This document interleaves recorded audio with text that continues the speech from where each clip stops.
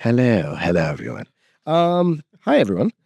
This is Brothers of the Arcana, and as always, I am Alex Aldea, I am Dave Ferrigno. Welcome back. and with us today is My name is Brandon Kornbluh. Would excellent. you like me to share some information about this? I would, You have in- promo first. in due time. Promos. That's fine. That was quick. It was good. Yeah, it was good. So our Dave, what's our cigars today? Our cigars of the day. We have the Drew Estate Nica Rustica. Ooh, You have the damn, standard there. I have the Adobe. because Dave's special, Exactly. and one for Brandon. Also, he is one. And we are drinking the Singleton 15, little scotchy action. Just throw that anywhere. Yeah, that's right. That's very nice. Thank you. Thank you. We have a brief spot there. And with that, we want to welcome you to the show. Thank you so much for coming down. My pleasure. Appreciate it. Cheers. That you invited me. Absolutely. We ply our guests with alcohol to increase their likelihood of being more forthcoming. Hopefully, anyway. Hopefully. So without further ado, Brandon is a member of our fraternity, is a Freemason, and it's a wonderful thing. We get a chance to meet with incredible folks in our fraternity. Brandon's an obvious example of that. We've gotten to know him better over the past year. And tell us a little bit about yourself and Sure. your path. Well, I guess I'll start with my career. I'm a licensed clinical psychotherapist. I'm a social worker. I've worked in intensive treatment.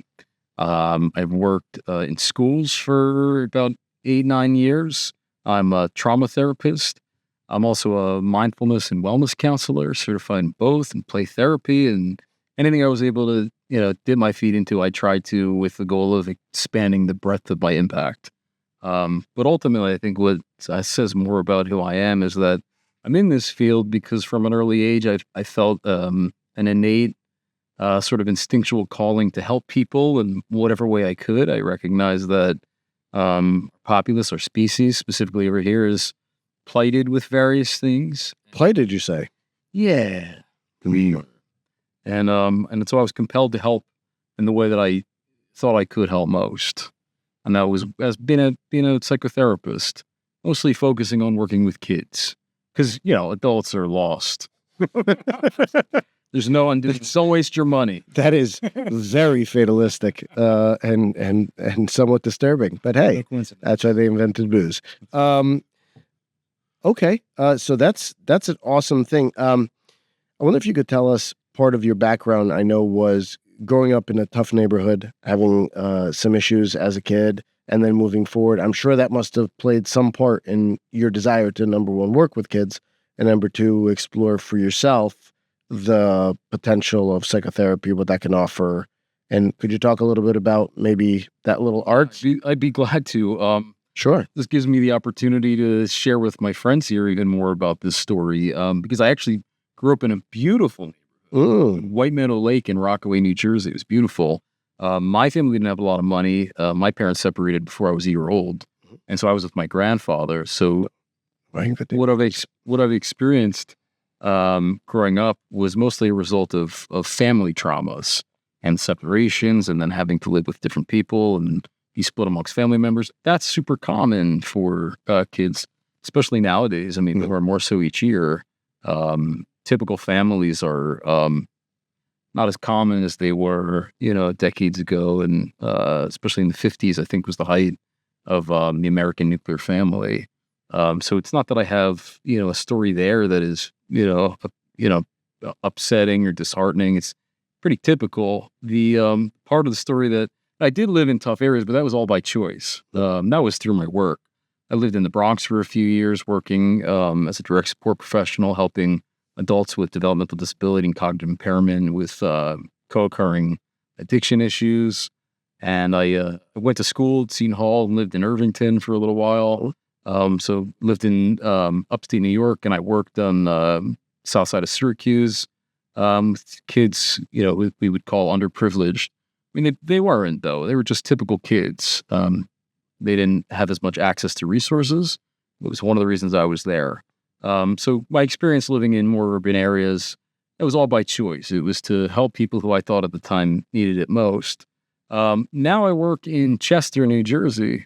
Actually, I share this in common with Bell Works here. I came today from Chester. Bell Works also was in Chester in 1928. Wow, okay. Didn't know that. In 66, yeah. Are they really? Yeah, it's the historian side of me. I had to research where I'd be joining you.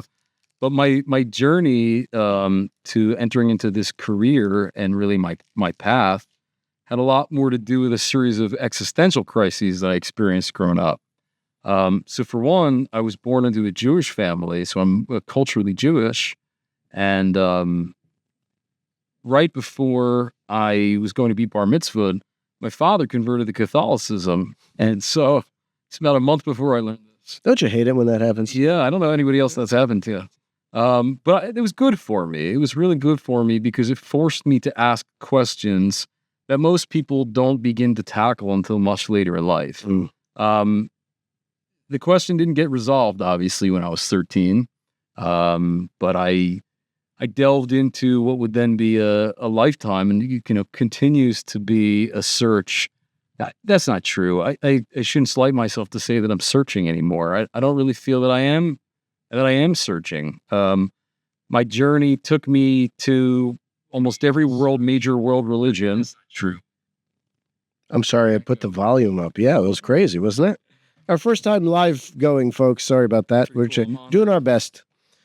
Please continue. Thanks, Alex. So after that, I went to Israel and to Mount Masada, and I was bar mitzvahed at the Western Wall. And I think my grandparents were trying to solidify my appreciation for my culture and my heritage.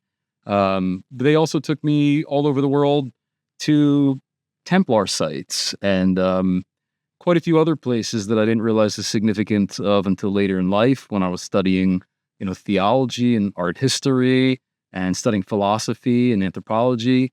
I'll fast forward the story. I wound up going to Catholic school, to Seton Hall University.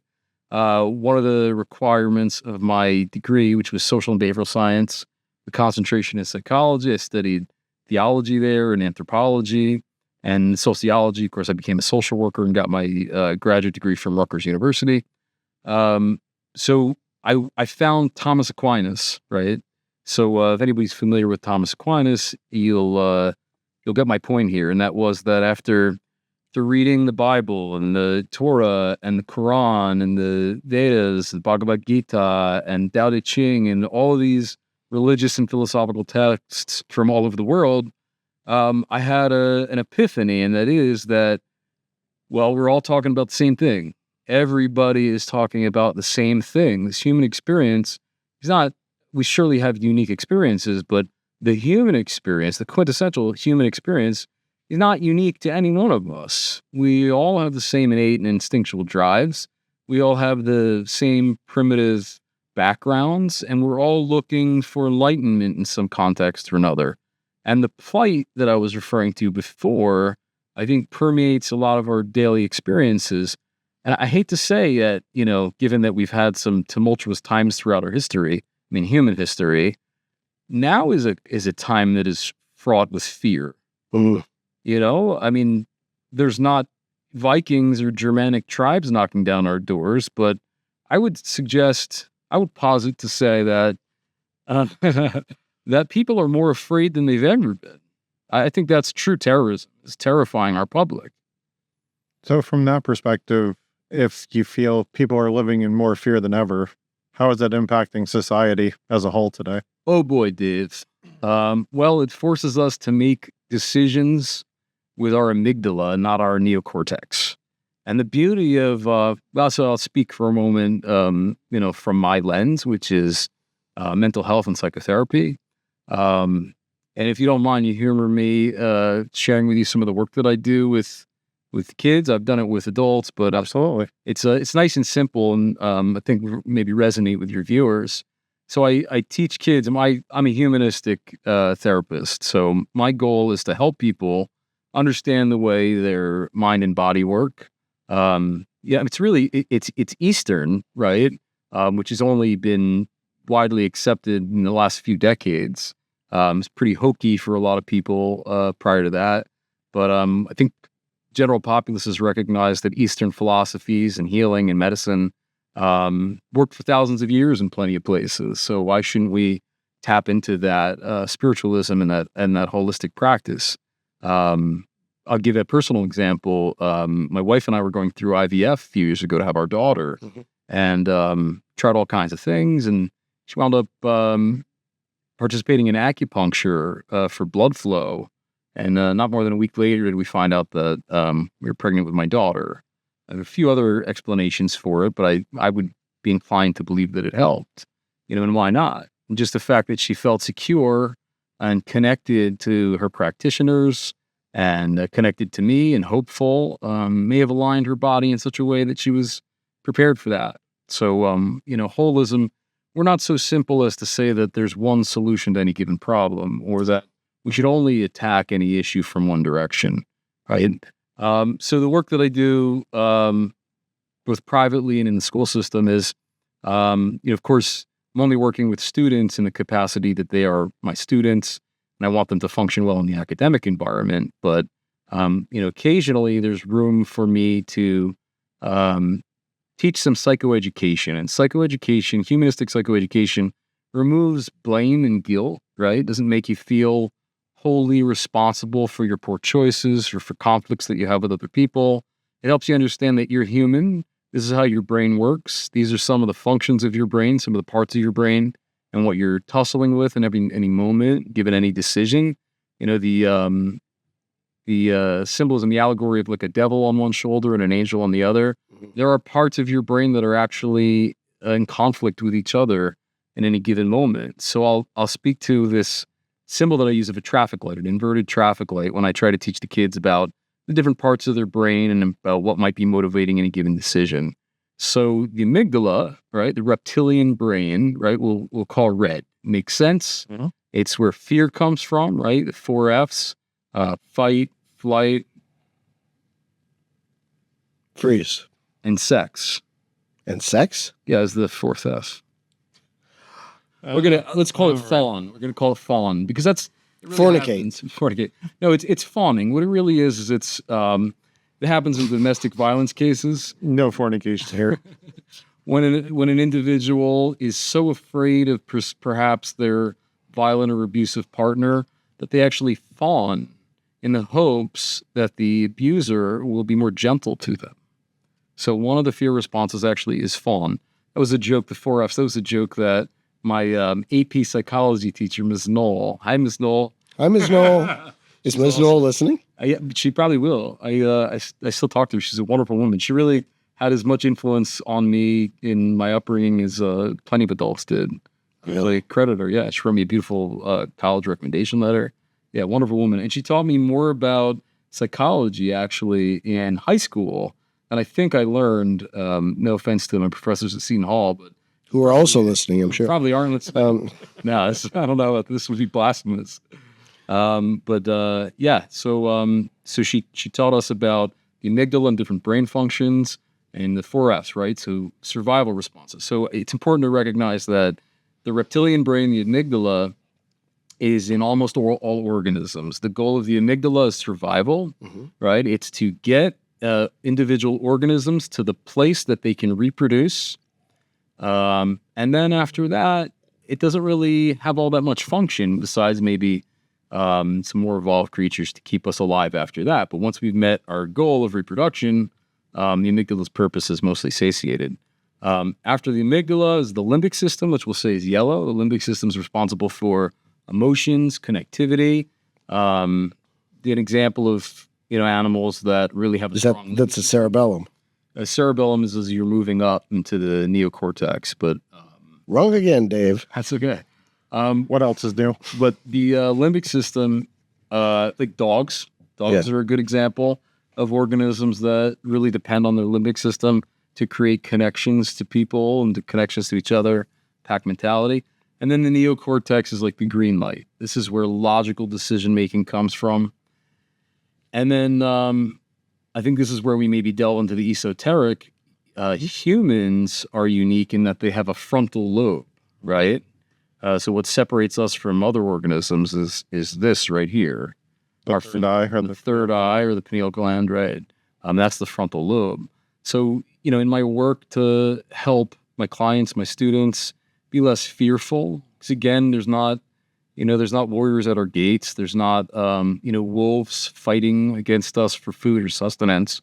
But for some of these kids in the hallways, it's almost like a pack of wolves is at their door, with regard to bullying and the pressures of social media, et cetera.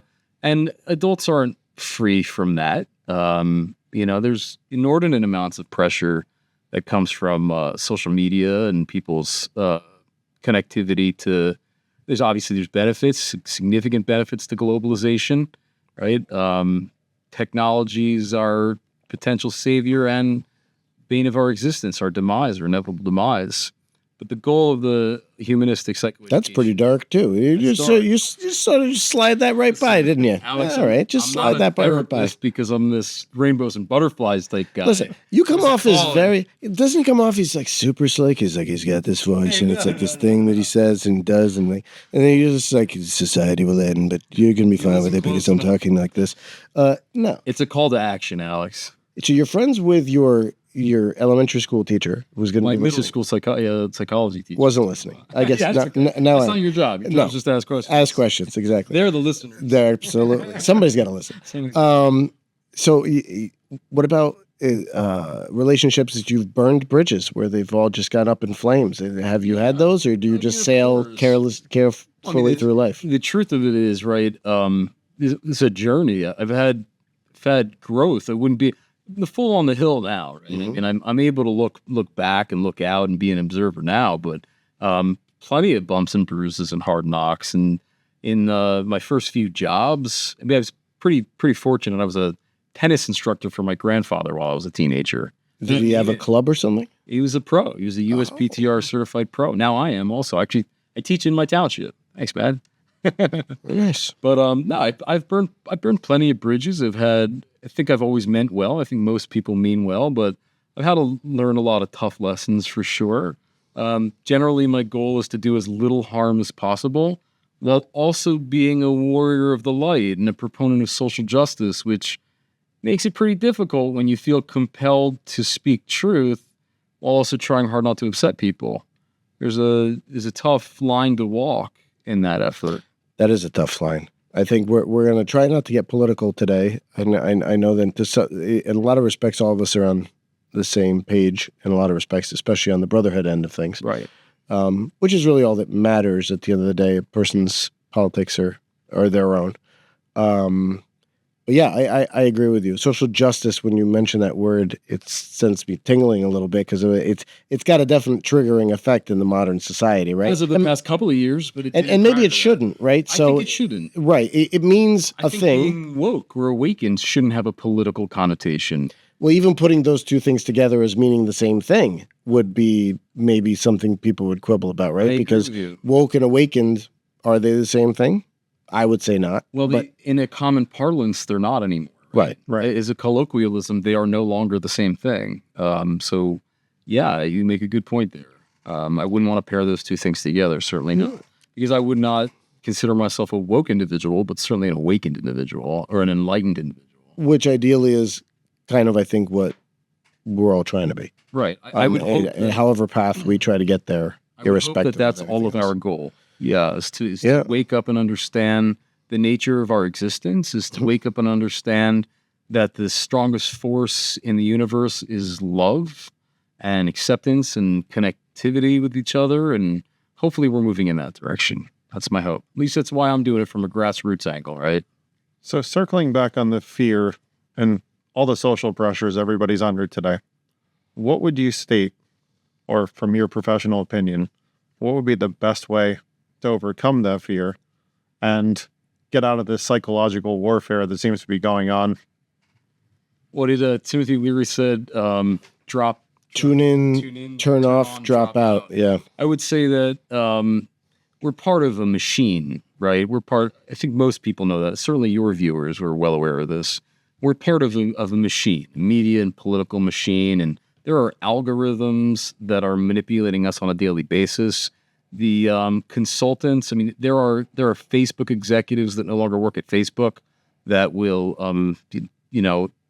completely speak to the plights and perils of this new technology, new as of the last 15 years. Their consultants were all mental health professionals. They wanted to understand, how can we get people addicted? How can we get them to trigger their own dopamine release so that they keep clicking? And it's all about ad revenue. So this is a big money machine. Wow. And our people are our products. And, it's a corporate endeavor, right?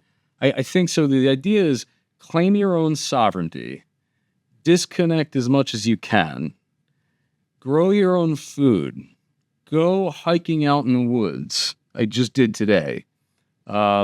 Disconnect. And when I say disconnect, it's funny, again, colloquialisms, right? Mm-hmm. What I'm really trying to say is connect. Connect to universal energy, connect to frequencies and vibrations with all other people and organisms and with nature.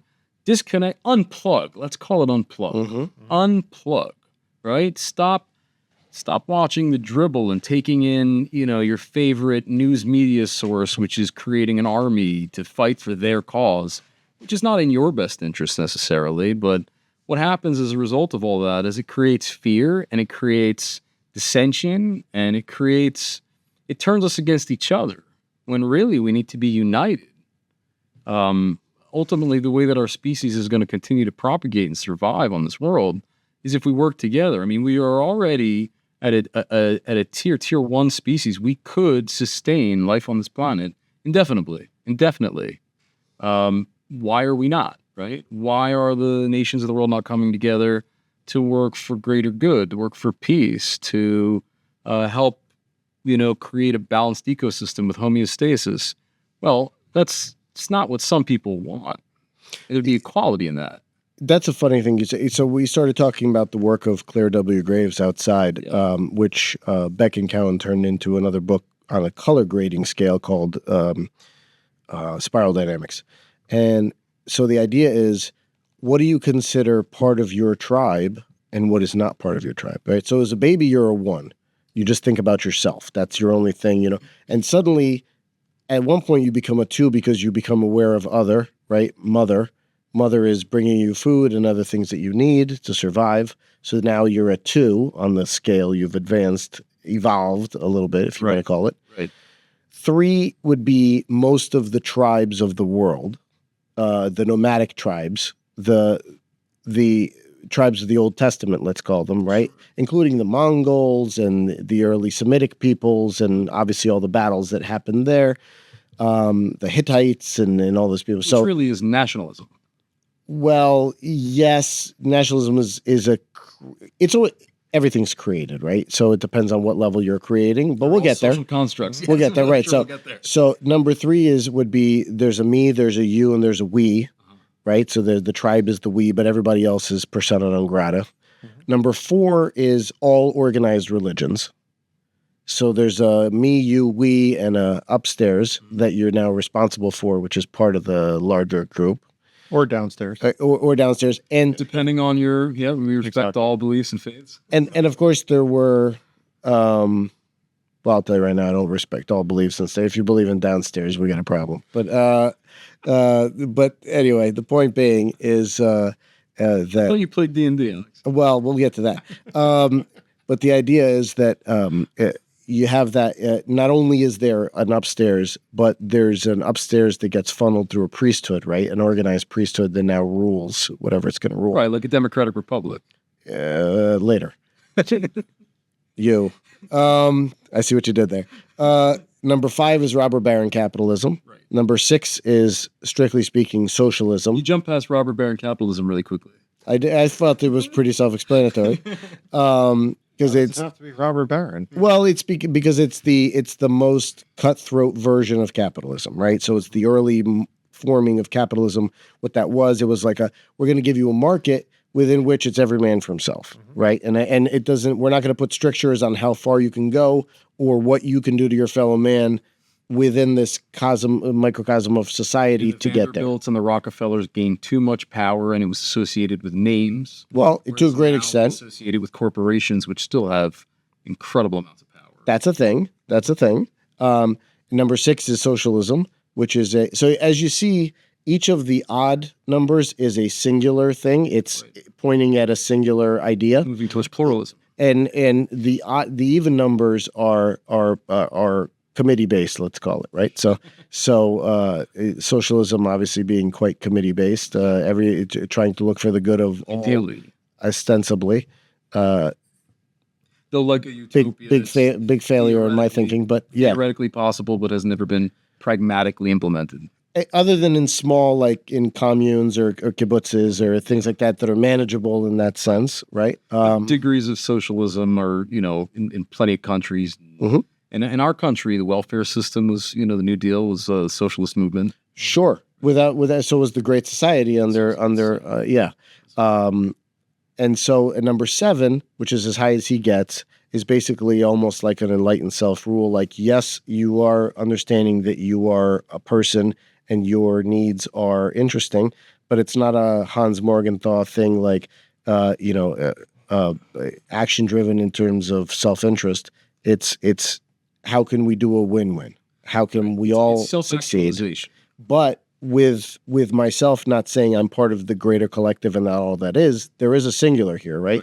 But it's part of that, as you start to get into stuff. So, yeah.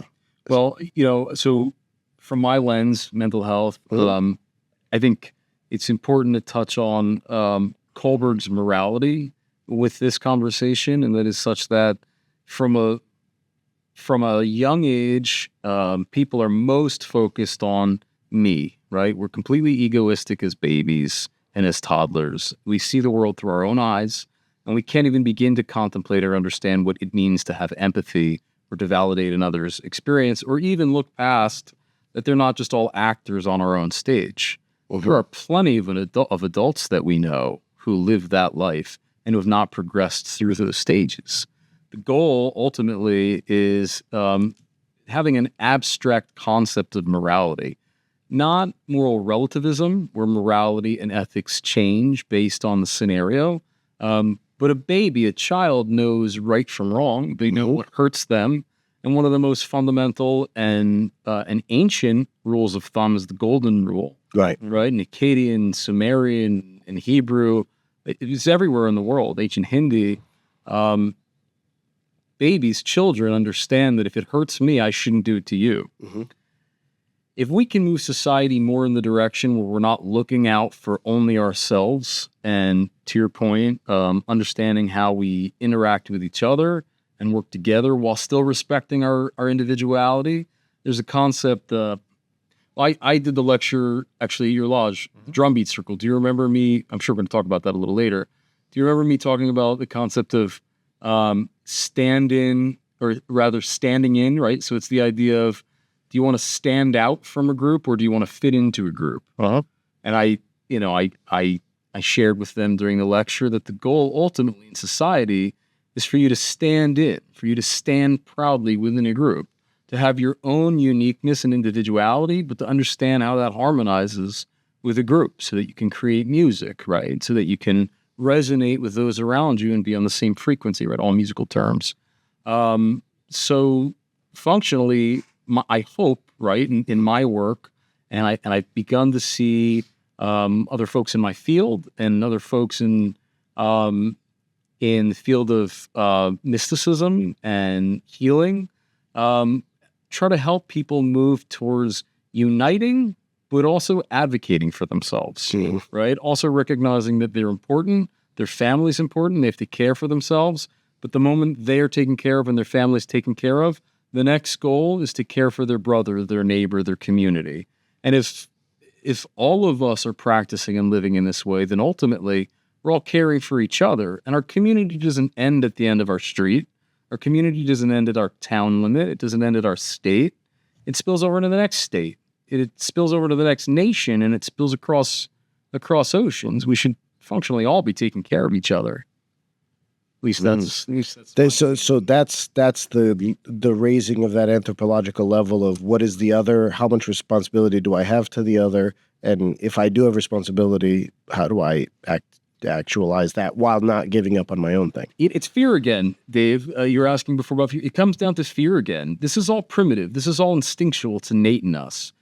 It's about the myth that we're competing over resources. For a long time, I say we, Westerners, not Native Americans, but Westerners that came to the United States, came to North and South America, were competing over resources. Although we seemingly, with manifest destiny, had all of the resources at our disposal. But the whole goal, really, for those at the highest levels of power is to give the populace the impression that they have to compete for resources. And that if they don't punch the clock, work a 40-hour week, pay your taxes. I'm not advocating for anybody to be deviant from society. I'm a sociologist. I want everybody to understand what's socially acceptable and appropriate and figure out how that fits in with everyone else. No one should be infringing on the rights of anyone else, theoretically. But realistically, I would posit. I think realistically. I think pragmatically. If it stays at theoretically, it's not of much use. Well, I think it's a little bit more difficult when you talk about corporations being individual, being individuals. And that's a tough fiction to go through, and I think to some extent that Chevron deference that we just talked about earlier really goes to at least potentially reworking the way the government works or has been working lately, which was not, I think, constitutionally the way that it should have been working. But it is what it is. Alex, I bet every era, folks look at their current time and think it's about to hit the fan, right? Oh yeah, we're at each era has its own problems, and but I just can't believe that we're not approaching the asymptote. I just can't. I feel like more who's so asymptote? That more so than ever, we're quickly approaching some inevitability where there's going to be a paradigm shift, and unfortunately, paradigm shifts are never gentle or subtle. And I think why? Well, because why are paradigm shifts not gentle or subtle? Well, because of fear. Because what do you think? That's funny that you asked me the question and you already had an idea. I do actually want to think about. I kind of figured you'd probably say fear because we were talking about fear. Because you can't see past the event horizon. I think that's probably right. So if you look at the dialectic thing, there's a thesis. There's an antithesis, and they fight. That's what you just were talking about. But there's a status quo. Right. Within that paradigm, there's a thesis and antithesis, and they fight. Right. So short-sightedness is what you're saying, ultimately. Well, you can't see past the event horizon. I think we're conditioned to grasp to the status quo. In a sense, and the other people don't.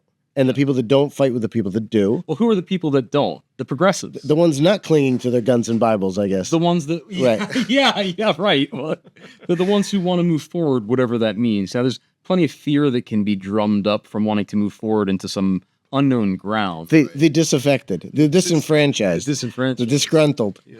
Mostly ex-post office workers. No, I'm joking. But out of that fight, there gets created a new... synthesis, right. So something happens, and it jumps up to at first, and it tears apart the fabric of society for a while until the pendulum starts to swing back to the middle, and then those who are looking to conserve their power try to figure out from what mounts they need to reassert themselves.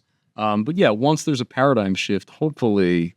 It levels the playing field to some degree. They talk about, remember when Hogan talked about, just put that down anywhere. Yeah. Sunbursts, sunspots, and also Eric Manson talked about, there may be a time, and there's reason for us to believe that there's going to be an EMP wave that takes out the grid and levels the playing field from a credit perspective, right?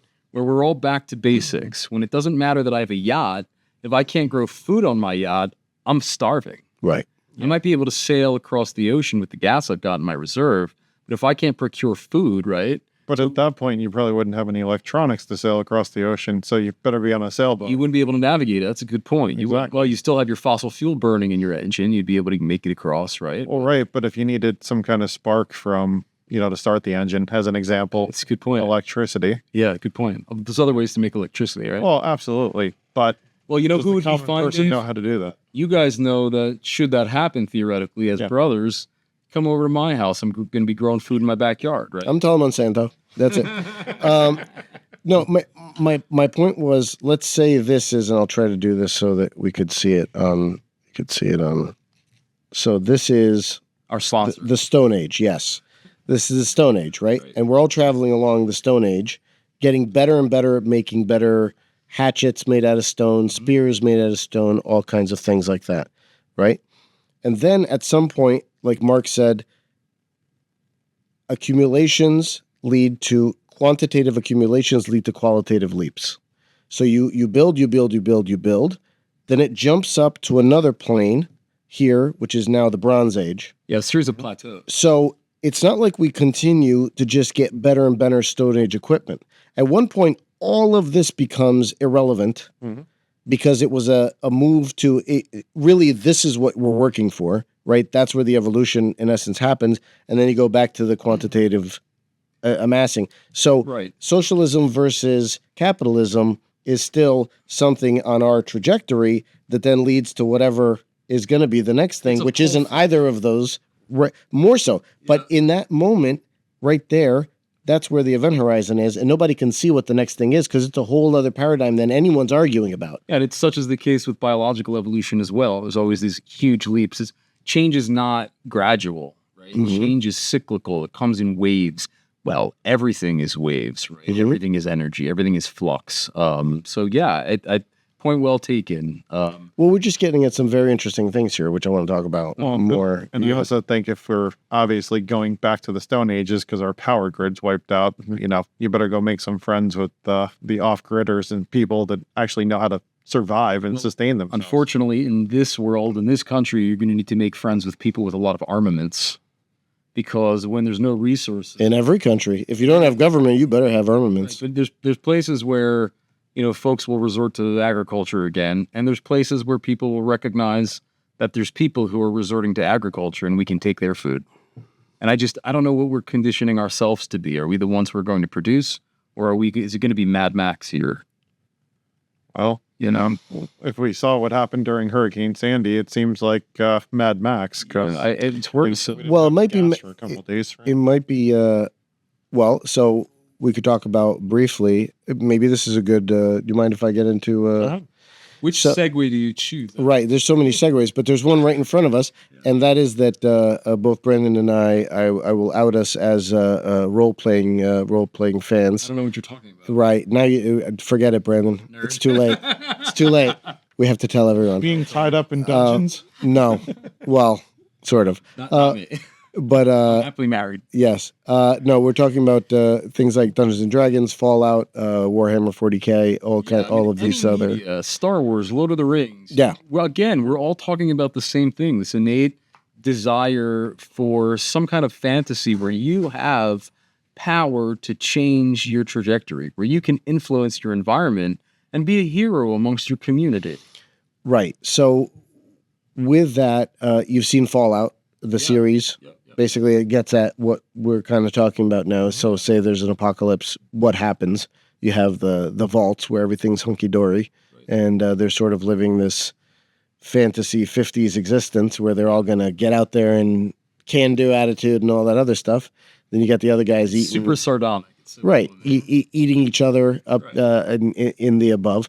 And then other types of societies like the Brotherhood that's really more of a religious bent to it. Maybe self-righteous to some degree. They're all self-righteous. Oh, don't kid yourself, man. Fallout, right? Don't kid yourself. They're all self-righteous. Right. One's maybe more than others, yeah. Sure. Yeah, they're really out there saying, this is the book. This is how we do This is the way. Right. This is the ritual. This is the dogma. This is how you do it. This is the way. Yeah, exactly. So you play, we haven't had the pleasure of playing D&D together as of yet, but I'd like to. Do you ever use any of the modalities of D&D or role-playing in your therapy? Or do you...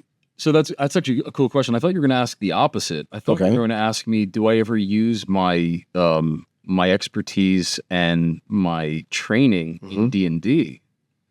And don't tell my players, but yes. And you're secretly therapizing them? Well, I've joked about it with them, but if you were to ask my players, they would say that they've grown pretty considerably. I mean, One is like very gainfully employed in the career that he wants to be in since, being part of the campaign.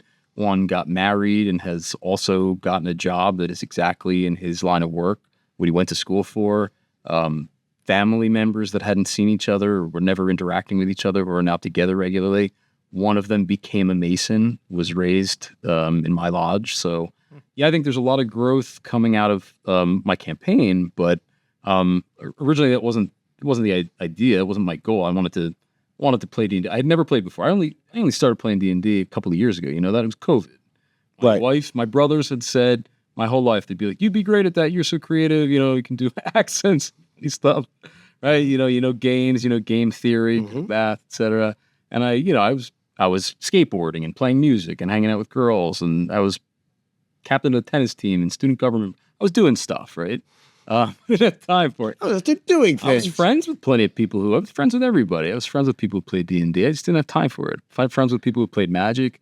But then COVID, I had plenty of time. My daughter was a year old. My son was born. My wife I'd put my daughter to bed, bathe her, put her pajamas on, night routine. My wife would take my son and do the night routine with him. And then I'd have an hour or so, where I would do some research or do any work. And my wife and my brothers got me the D&D books. And I just dove into that and realized that the crazy thing about D&D is it's touching on, the myth, right? The mythology is touching on so many of the world's philosophies, religions, mythologies, anthologies. It's all in there. Well, it's because it's an amalgamation of creators, right? So you're going to get the greatest pieces of work from an amalgamation of creators, like the Bible, for example, right? So your question was, I'm reflecting on the beauty of this game, and there's a lot of literature now in my field about how this game really helps people problem solve, resolve conflict, interact with each other in person, play out scenarios that they might be too ashamed of or feel guilty or feel too responsible to play out in any other format, even in role-playing in a psychotherapy session. But there's a buffer when you have an avatar where you're kind of free to play things out and experiment with you remember being a middle schooler, right? This week I'm a punk. Next week I'm a prep, right? And let me see which works. Who do they like? What do they, which version which is cooler? Like? Which is cooler, right? And it's funny that they're playing that out to try to establish themselves within a tribe. It's who the other likes, not what fits me the best. Yes. That's an interesting point. And self-exploration and experimentation has to come from within. When we're constantly looking at what's from without to measure and quantify or qualify our own value, we've entered into, in some cases, an irrevocable stage. You can no longer look at yourself as having inalienable rights, as being fundamentally virtuous.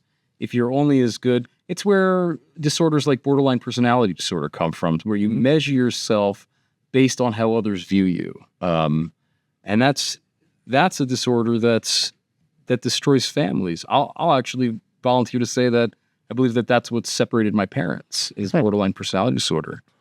So not to derail the conversation on D&D here, but like Alex, yeah. No, it's totally relevant. How would you say that pertains to relationships then? Because especially if you're trying to find acceptance, if you want your partner, as an example, to accept you for who you are. Okay. In some cases, I think, especially from a men's perspective or a man's perspective, I think a lot of times women want to change us. We're always an experiment. Well, my wife is one of my D&D players. Oh, very cool. Yeah. So she wasn't originally. Yeah. I played with these guys for a while. So the issues that plague men, right? I almost wrote a book a couple of years ago during COVID. I started to. I was going to call it the fall of man, right? It really means the fall of our role and the pressure for us to sort of maintain our composure and not express our emotions if they're anything short of strength, is what society deems being strong, and how there's emotions that are easier. There's primary emotions, which are shame, guilt, jealousy, and then secondary emotions like anger, which is easier to exhibit than sadness. And boys often feel like if they are sad, they need to act out to maintain an air of strength. And that's usually imparted on them by their parents or their fathers in some cases. Why this hierarchy between shame and guilt are first tier and anger second tier? It's about what part of the brain it comes from, right? So if we remember that the amygdala is the fear center, right? And if you're trying to survive, you're not just trying to survive physically, you're also trying to survive socially because we're social creatures. So being ostracized or being a pariah in society instinctually was a death sentence. So those are sort of the resulting feelings. So the anger is a mask. The anger is a way to assert dominance so that we can maintain our role in society. I'm not going to be weak. I'm going to maintain strength so that you can't take advantage of me, so that you don't see me as a mark where you can steal my resources, steal my mate. So that's one of the explanations for why it's a secondary emotion. I'm realizing as we're having this conversation, I'm jumping over so many points. You guys asked great questions, and I wanted to talk more about if you'll allow me. We won't. No. Well, too bad. I don't really need your permission, right? I'm the guest here. That's true. If there's anything He's going rogue. Go rogue. Rogue didn't know how to do it. Rogue. If you want to circle back on anything. If you don't mind, yes. Sure. I don't think we'll lose track. Talking to you guys is great. I relish in any opportunity to talk to you guys.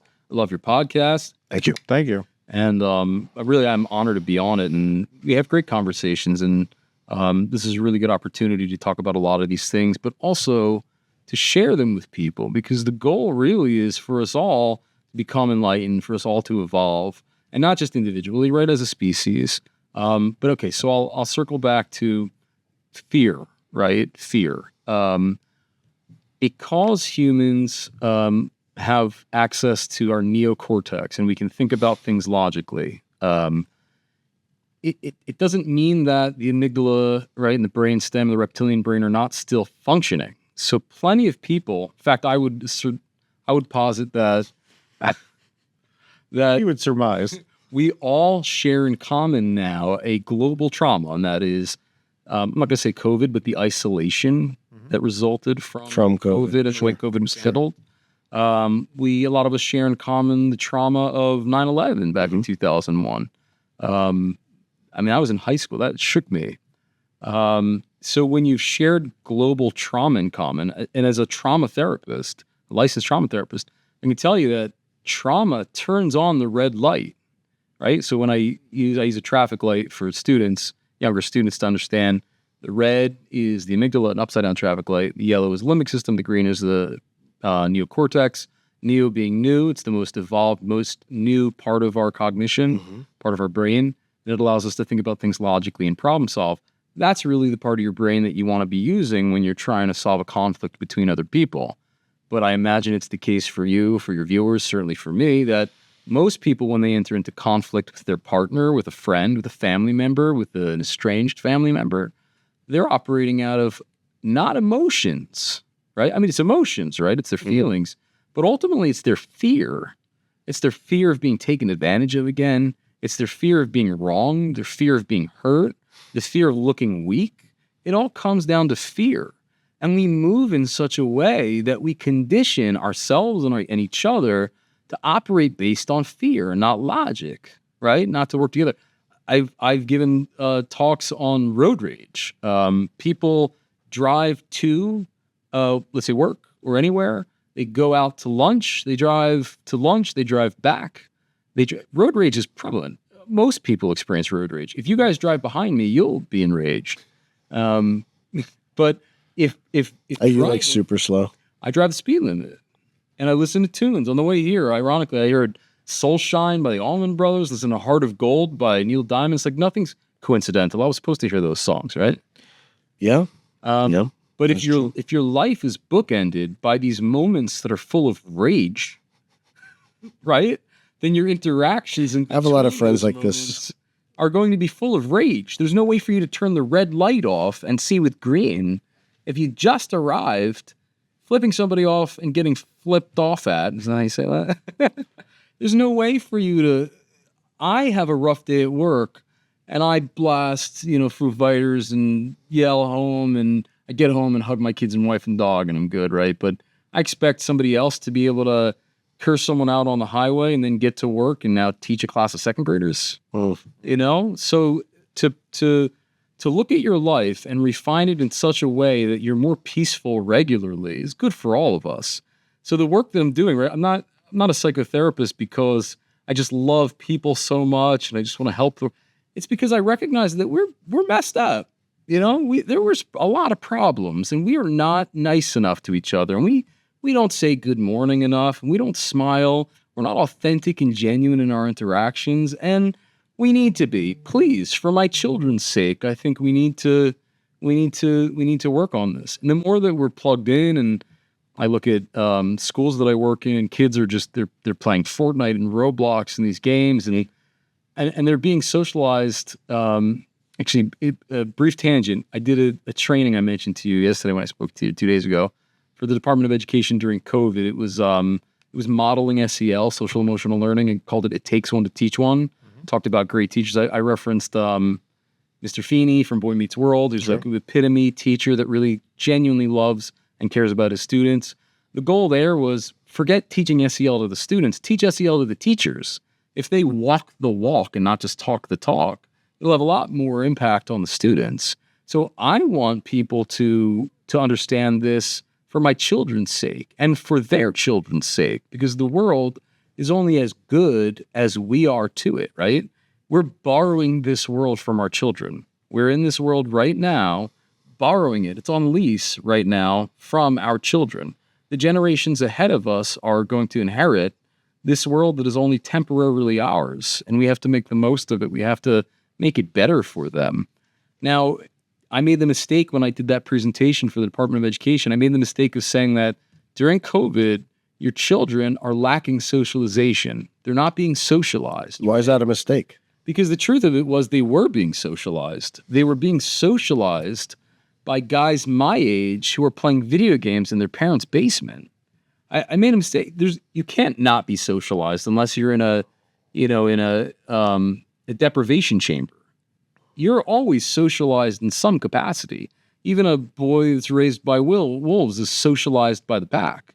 So our children were socialized during COVID, and we're currently seeing the results of that because most of them, parents were pulling their hair out, not knowing how to educate their children or even tolerate them to some degree. And so the kids were on screens, and we see the ripple effect of, that now. But kids were being socialized by, again, guys my age that didn't have anything to do. They were playing Call of Duty before all these, elementary school kids logged on, and they're still playing Call of Duty to this day. And the stuff that they were saying, oh god, the raging, the trolls. It is just so toxic. I still hear kids speak that way.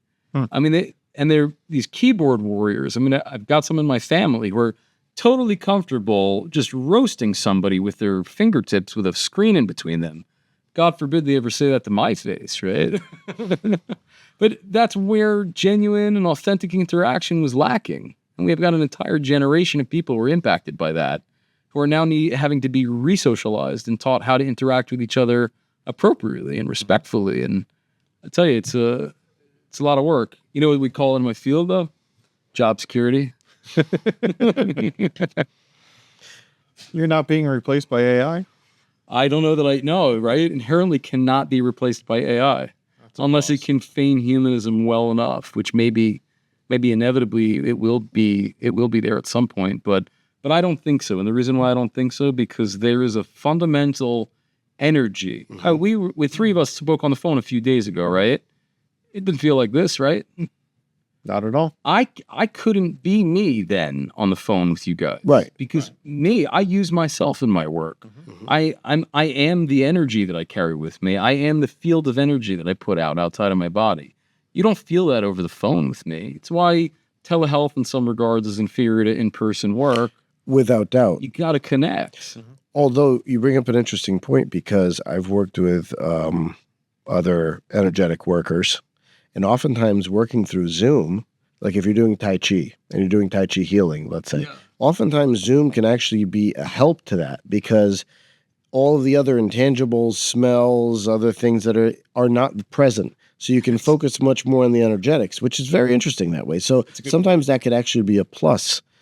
It works for meditation as well, right? I would be a distraction to my participants if I'm guiding a meditation of theirs. Okay, so now you're getting into something that I really wanted to talk about, which I found Finally. weird. And no, I want to talk about all this stuff, but I suffer from something called misophonia. It's a recently diagnosed thing. Okay. Is that right? It's where like certain types of sounds, like that whole ASMR thing, It's physical. where it's like fight or flight, right? And so it's certain sounds produce that fight or flight response, like nails on a chalkboard, other things like that. Sure. One of those things, and I went through therapy for other things in the past, whenever the therapist would try to induce the hypnotic state, that hypno voice was one of those things like, you're getting sleep. It was like, it just creeps me out. Like even hearing it, it's something almost like a visceral thing that happens. Yeah. That's why I was wondering, and I found some great progress done with, for instance, conversational hypnosis, where that comes very this is what's happening kind of thing. That's what begged my question with, do you ever use any of the stuff that you learned through role play to do in your therapy? Because that setting up a scene, right, where you're doing it, where, you know, you're bringing somebody into that work in certain respects, into the story, into whatever, and that's a ritual or that's a space where now that's altered and you're able to work with them like a workshop, right? Beautiful, yeah.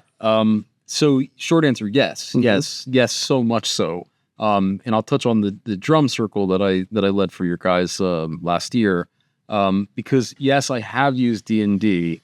There's a group of boys that I teach. I facilitate social skills groups, right? So Bowden's group process is such that when groups first come together, and that's in any capacity, corporate, all the way down to, you know, students in a classroom, when they first come together, they're storming. They're trying to figure out what's the dynamic here. They need somebody to sort of take control and make them feel safe, ultimately. Turn off the red light, right? They need to feel safe. So once the storming is over, based on Bowden's theory, we begin to normalize expectations, right? Eventually we perform, okay? So eventually the group, I'm able to step back as the facilitator and the group sort of functions on its own, right? They take leadership positions and they maintain. The group's never mine. I never take ownership for it. I don't have any kind of authority over these kids. I'm just there to keep them safe and make sure the group is theirs.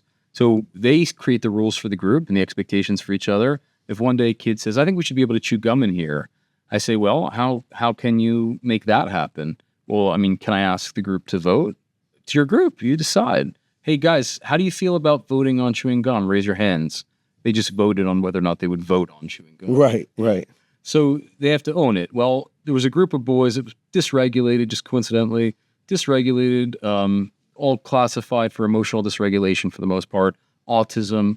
Some of the more typical social skills routes or content that I would have taught to a different group worked all right. With me facilitating it, I got some of that curriculum out and got them to learn some things. Never did they make more progress than in 3 sessions of D&D that I had them play. I simplified it a ton. I made the character sheet simple math. They also got math practice, but they actually wound up, I'm working at school. They wound up negotiating with each other, understanding the error of their decisions, their role play. I don't mean game role play, but their social role play wound up helping them generalize those lessons to their interactions outside of group, which is not something that I had as much success with prior to that. And there's a lot of literature in my field as of late. Obviously, there's not a lot of therapists that also coincidentally are dungeon masters. But I'm sure there will be more literature. Hey, maybe I should write, on this topic, but I don't have the time to experiment. That D&D is a great medium to provide counseling. I will probably in my career facilitate groups for people or for kids or adults that have difficulty otherwise engaging, with the content, with social content, without sort of this buffer in between. Same way that drum group worked, right? So what I was really teaching in there was call and response, just understanding harmony. we should probably at least preface what we're talking about. Yes, you're right. So Brandon gave a presentation in my lodge last year where he basically put everybody in a drum circle, gave me as the worshipful master of the lodge at the time, or kind of like the president. I was just there leading the drum circle, and everybody else had the opportunity to join in with their own drums, but they could either do their own beat or go with the beat of the drum. So, yeah. So actually what you were was the heartbeat, right? So less that you were the leader, right? Because you weren't dictating anything for them. Right. You were establishing a consistent heartbeat with which they could come in and stand in, as I was saying before. So there was no direction from you. They just had to sort of coalesce, right? Find harmony, right? Resonate at the same frequency. Mm-hmm. And they did. I mean, you had guys who were like afraid to get in the circle who didn't have any musical experience and said to me and you, I don't know if I can do this, right? Right. More than one. Right. Absolutely. And actually, when we first started, nobody wanted to participate. Nobody wanted to. And then I wanted to. But then, you did want to. Yes, you did. You did. But once we got to the second iteration of the circle, everybody wanted in. Right. Wanted in. They're like, this is so much fun. You know, it actually had some pretty interesting implications on your lodge that same night and thereafter. And I hope it was beneficial to you guys. Absolutely. I think it probably was, right? And that harmonization and, you know, everybody tuning into that frequency was truly, you know, special in a sense. It's like I'm glad just being on the same page. Yeah, right. And it's not agreeing, right? It's not operating or walking in the same, you know, in the same steps. It's just walking with the same rhythm, right? It's just operating with the same patterns, right? And respecting ultimately the heartbeat of the group, right? So therapy modalities such as those drum circles, and I give credit to, that's actually Drum Beat out of Holyoke Institute. I tweaked it a little bit, but that's where I was trained. Holyoke Institute in Australia, I was trained in Philly. And then D&D therapy, which has not been coined by a psychotherapist yet, but I know it will be, because for a long time, sand tray therapy was a modality. It still is. It works really well, play therapy. People started using Minecraft in sand tray therapy, where they're essentially creating their world and then processing it and reflecting on it via a video game. And in this era, it's inevitable that we're going to start using, you know, games that people or the kids are playing to teach them how to interact appropriately. Wow. Yeah. So music got everybody to tune in, not only including people that were doing it for the first time, and they were totally offbeat at the very beginning. And then over time, they started acclimating and then moving down this sort of funnel thing to everybody acclimating. And it sounded great at the end. And it did. It was a cohesive, It really was. together sound. And maybe if everybody's lucky, I'll add a clip in here. Yes. Cool. Yes. Oh, you recorded it that day? We have a couple little clips in recording. He records everything in his life. Absolutely. Or take pictures. I timestamp everything. So he... Receipts. Right. So let's not get into that.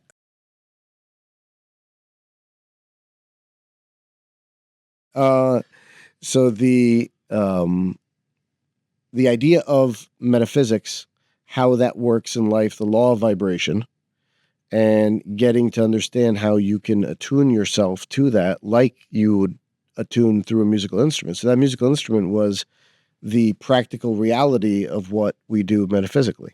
So I agree with you. And that's ultimately what we're talking about here. So the reason why the drums work well for it is because our let's first preface by saying that speech, those who have mastered rhetoric, right, and grammar, can more easily elucidate meaning, right? We can communicate better if we pick the right words. But ultimately, language limits us. If I could just get you to feel the way that I feel and understand what I'm thinking, it would be a lot more easy than having to figure out a way to put it into words, right? It's a challenge for me to put it into words, and then that's got to be communicated. And then in order for communication to happen, you've got to interpret my meaning, right? But when we were more primitive, we communicated with percussion. Our vocalizations were percussive and rhythmic. So it's actually instinctual for us to communicate in that way. Animals do it. I mean, you don't have to make a great leap to understand that we weren't eloquent, right? We weren't orators 200,000 years ago. Sure. Maybe some of our ancestors, but fundamentally humans, whether you believe that we were put here, whatever form you believe that we got here to this place, we've become more eloquent over time. I think it would be fair to say. The drums are simple. They're primitive, they're rhythmic, they're percussive. And so it's simple enough for me to hit a beat, expect you to listen to it, and then copy it. That's call and response. There's call and response in all of our interactions. We're doing it right here while we're having a conversation with each other. I wouldn't want to play drum over your rhythm, just like I wouldn't want to speak over you when we're interacting in a conversation. It's important for the kids that I teach to learn that, and it was important that day for some of the guys in your lodge to learn that, amongst some of the other lessons that modality can teach.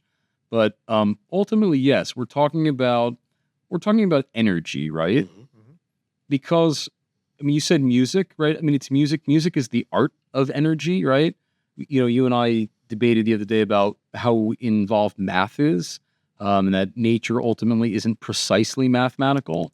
But for the most part, rhythm, pattern, frequency, everything is waves, everything is energy. We understand now that we're electromagnetic beings. We know that.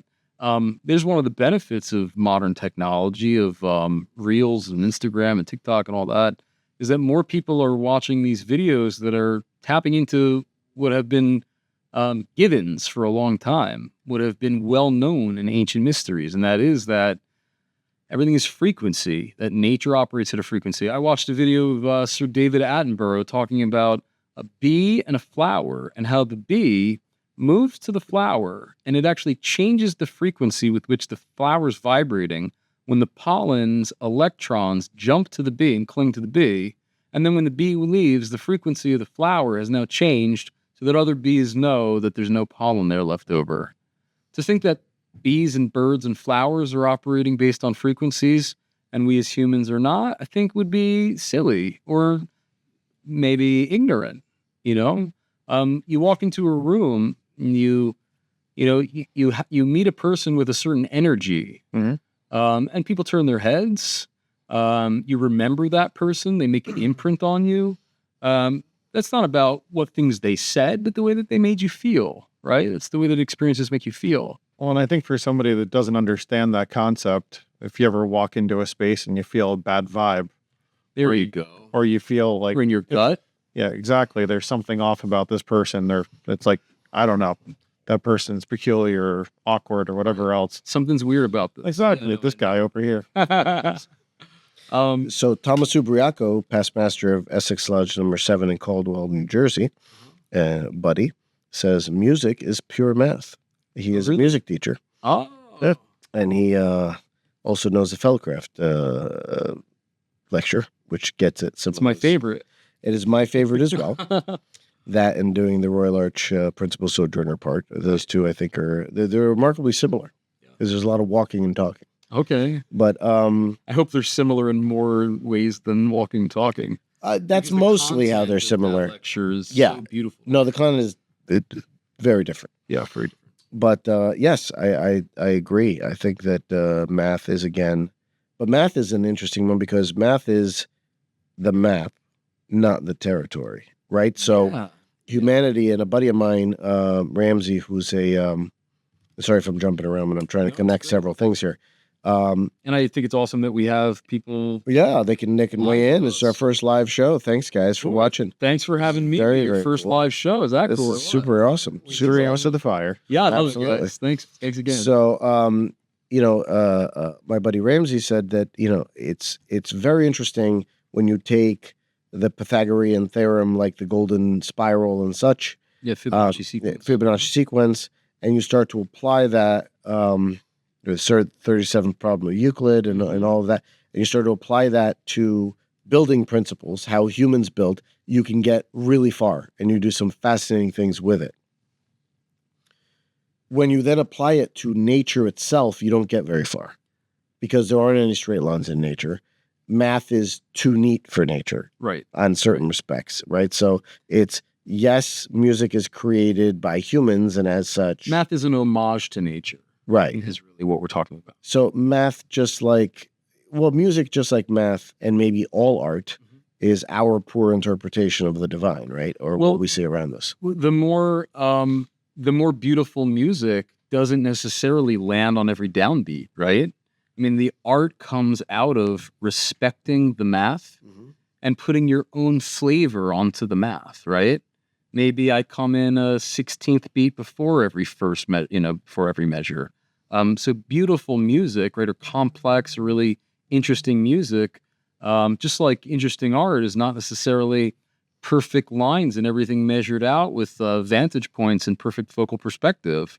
And I think that's what art is, right? Otherwise, we would just look at a piece of graph paper and think it's beautiful. Yes. But ultimately, it's the human touch or the natural touch. Because let's not forget, we are nature, right? It's our spin on the math. It's our spin on the concrete that makes it abstract.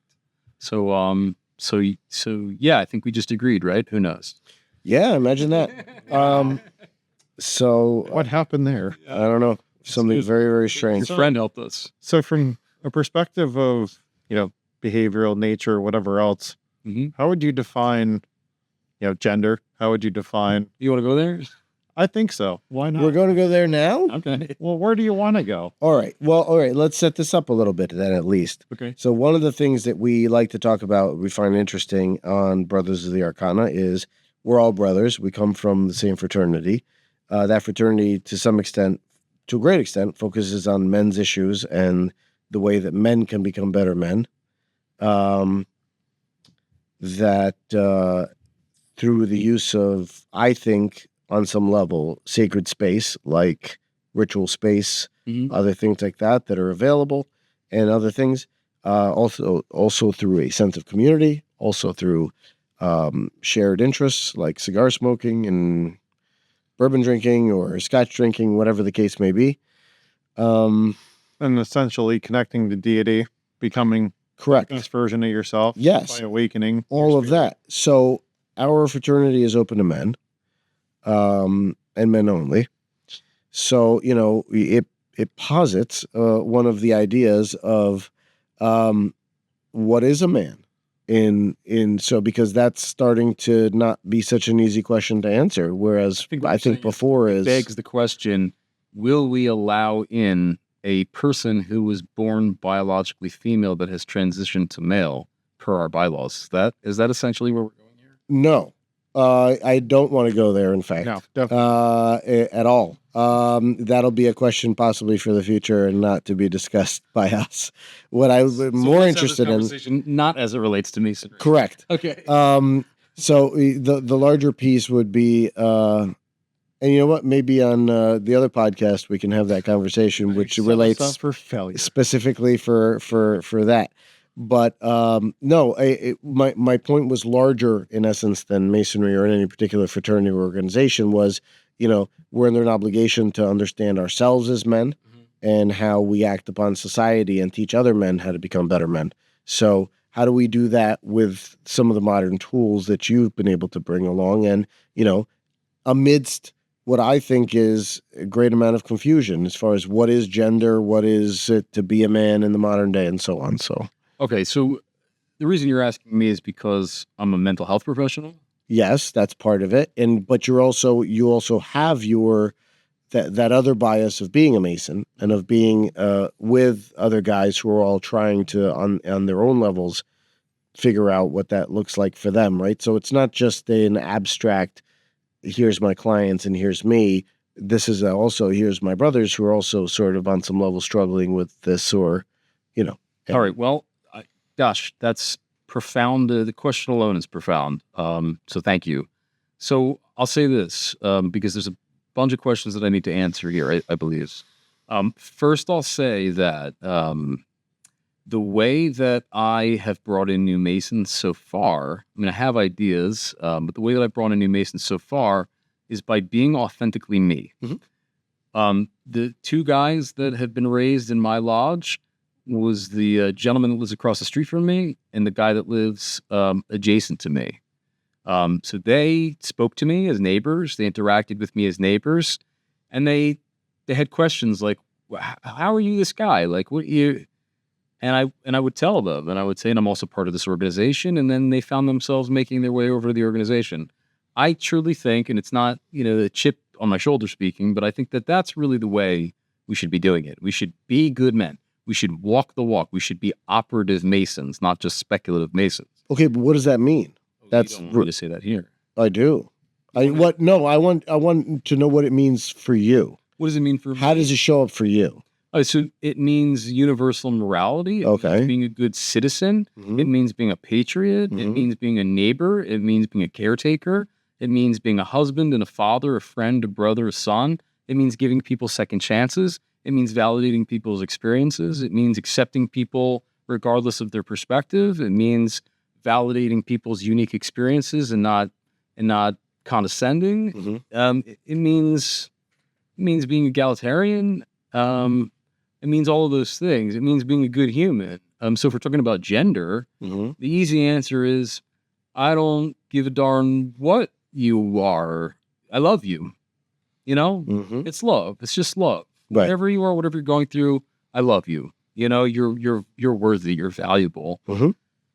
If you're then asking, what has society done to compel people to believe that they need to explore their gender when they're 5 years old, Mm-hmm. I would say that that's potentially dangerous, that Mm-hmm. a child can look at TikTok and go down the rabbit hole without parental supervision and ask a question about their sexuality when they can't even contemplate yet what that means. Mm-hmm. It's not developmentally appropriate for them to even be having that conversation or be thinking about that. Sure. It's not to say that there are not likely kids who will have to walk that path, but their mind is not at the place yet where they can really explore that. So again, there's a lot of questions here. I mean, how deep do you want to go into this? Because I was a gender specialist for a little while. Regardless of my personal views about it, I knew that my job was, mind you, let me help your viewers understand that I was also a therapist, a clinical coordinator for juvenile sex offenders. Mm. Didn't mean that I wanted to validate or justify their actions. Sure. But I wanted to help them heal Mm-hmm. so that less people were hurt, right? I did that for a few years. Actually, was the clinical coordinator of a transitional living home where I got those young men into school, graduating, joining the workforce, and in a lot of cases, decreasing recidivism. So that's, I believe, how we heal the world. It's not by condemning them, right? No, I don't think anyone's talking about that I per don't se, think right? anyone's talking Right. about that either. Sure. But functionally, I believe that. I mean, do you want to go into the conversation we had earlier, like the biological component of this, I mean, we can. Absolutely. I think, or should we shift back to men's issues in general? well, I think from that perspective, we could also talk about what it is to be a man today. How do we overcome traumas? Because obviously there's an urban, or I don't know, I think at this point, there's so much pressure on men in society today. Let me just take a 2 seconds on exactly on Dave's point. So Brene Brown, Yeah, familiar with her, right? absolutely. I've read a lot of her stuff. Fascinating stuff. All about vulnerability, being vulnerable, coming from that space. Yep. There was a guy, he took his 2 daughters and wife to one of her book signings. Okay. And this is a story she tells, I think, pretty often. Most people probably are aware of it. But they all came up, got their book signed, everybody took pictures, and said, great.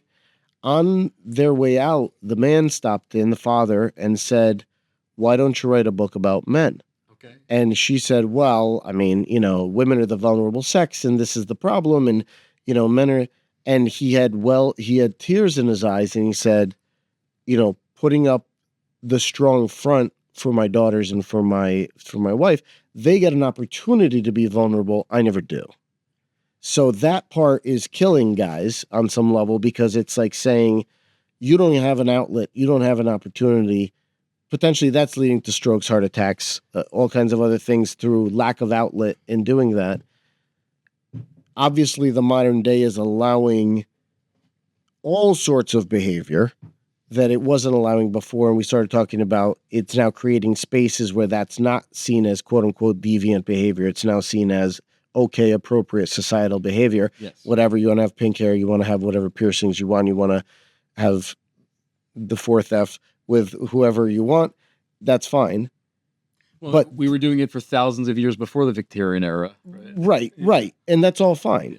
But the As long as point, you're not infringing on others' rights. Correct. Or harming anyone. correct. No rape, obviously, or any untoward behavior. Or even exposing minors or those without the capacity to Yes. understand.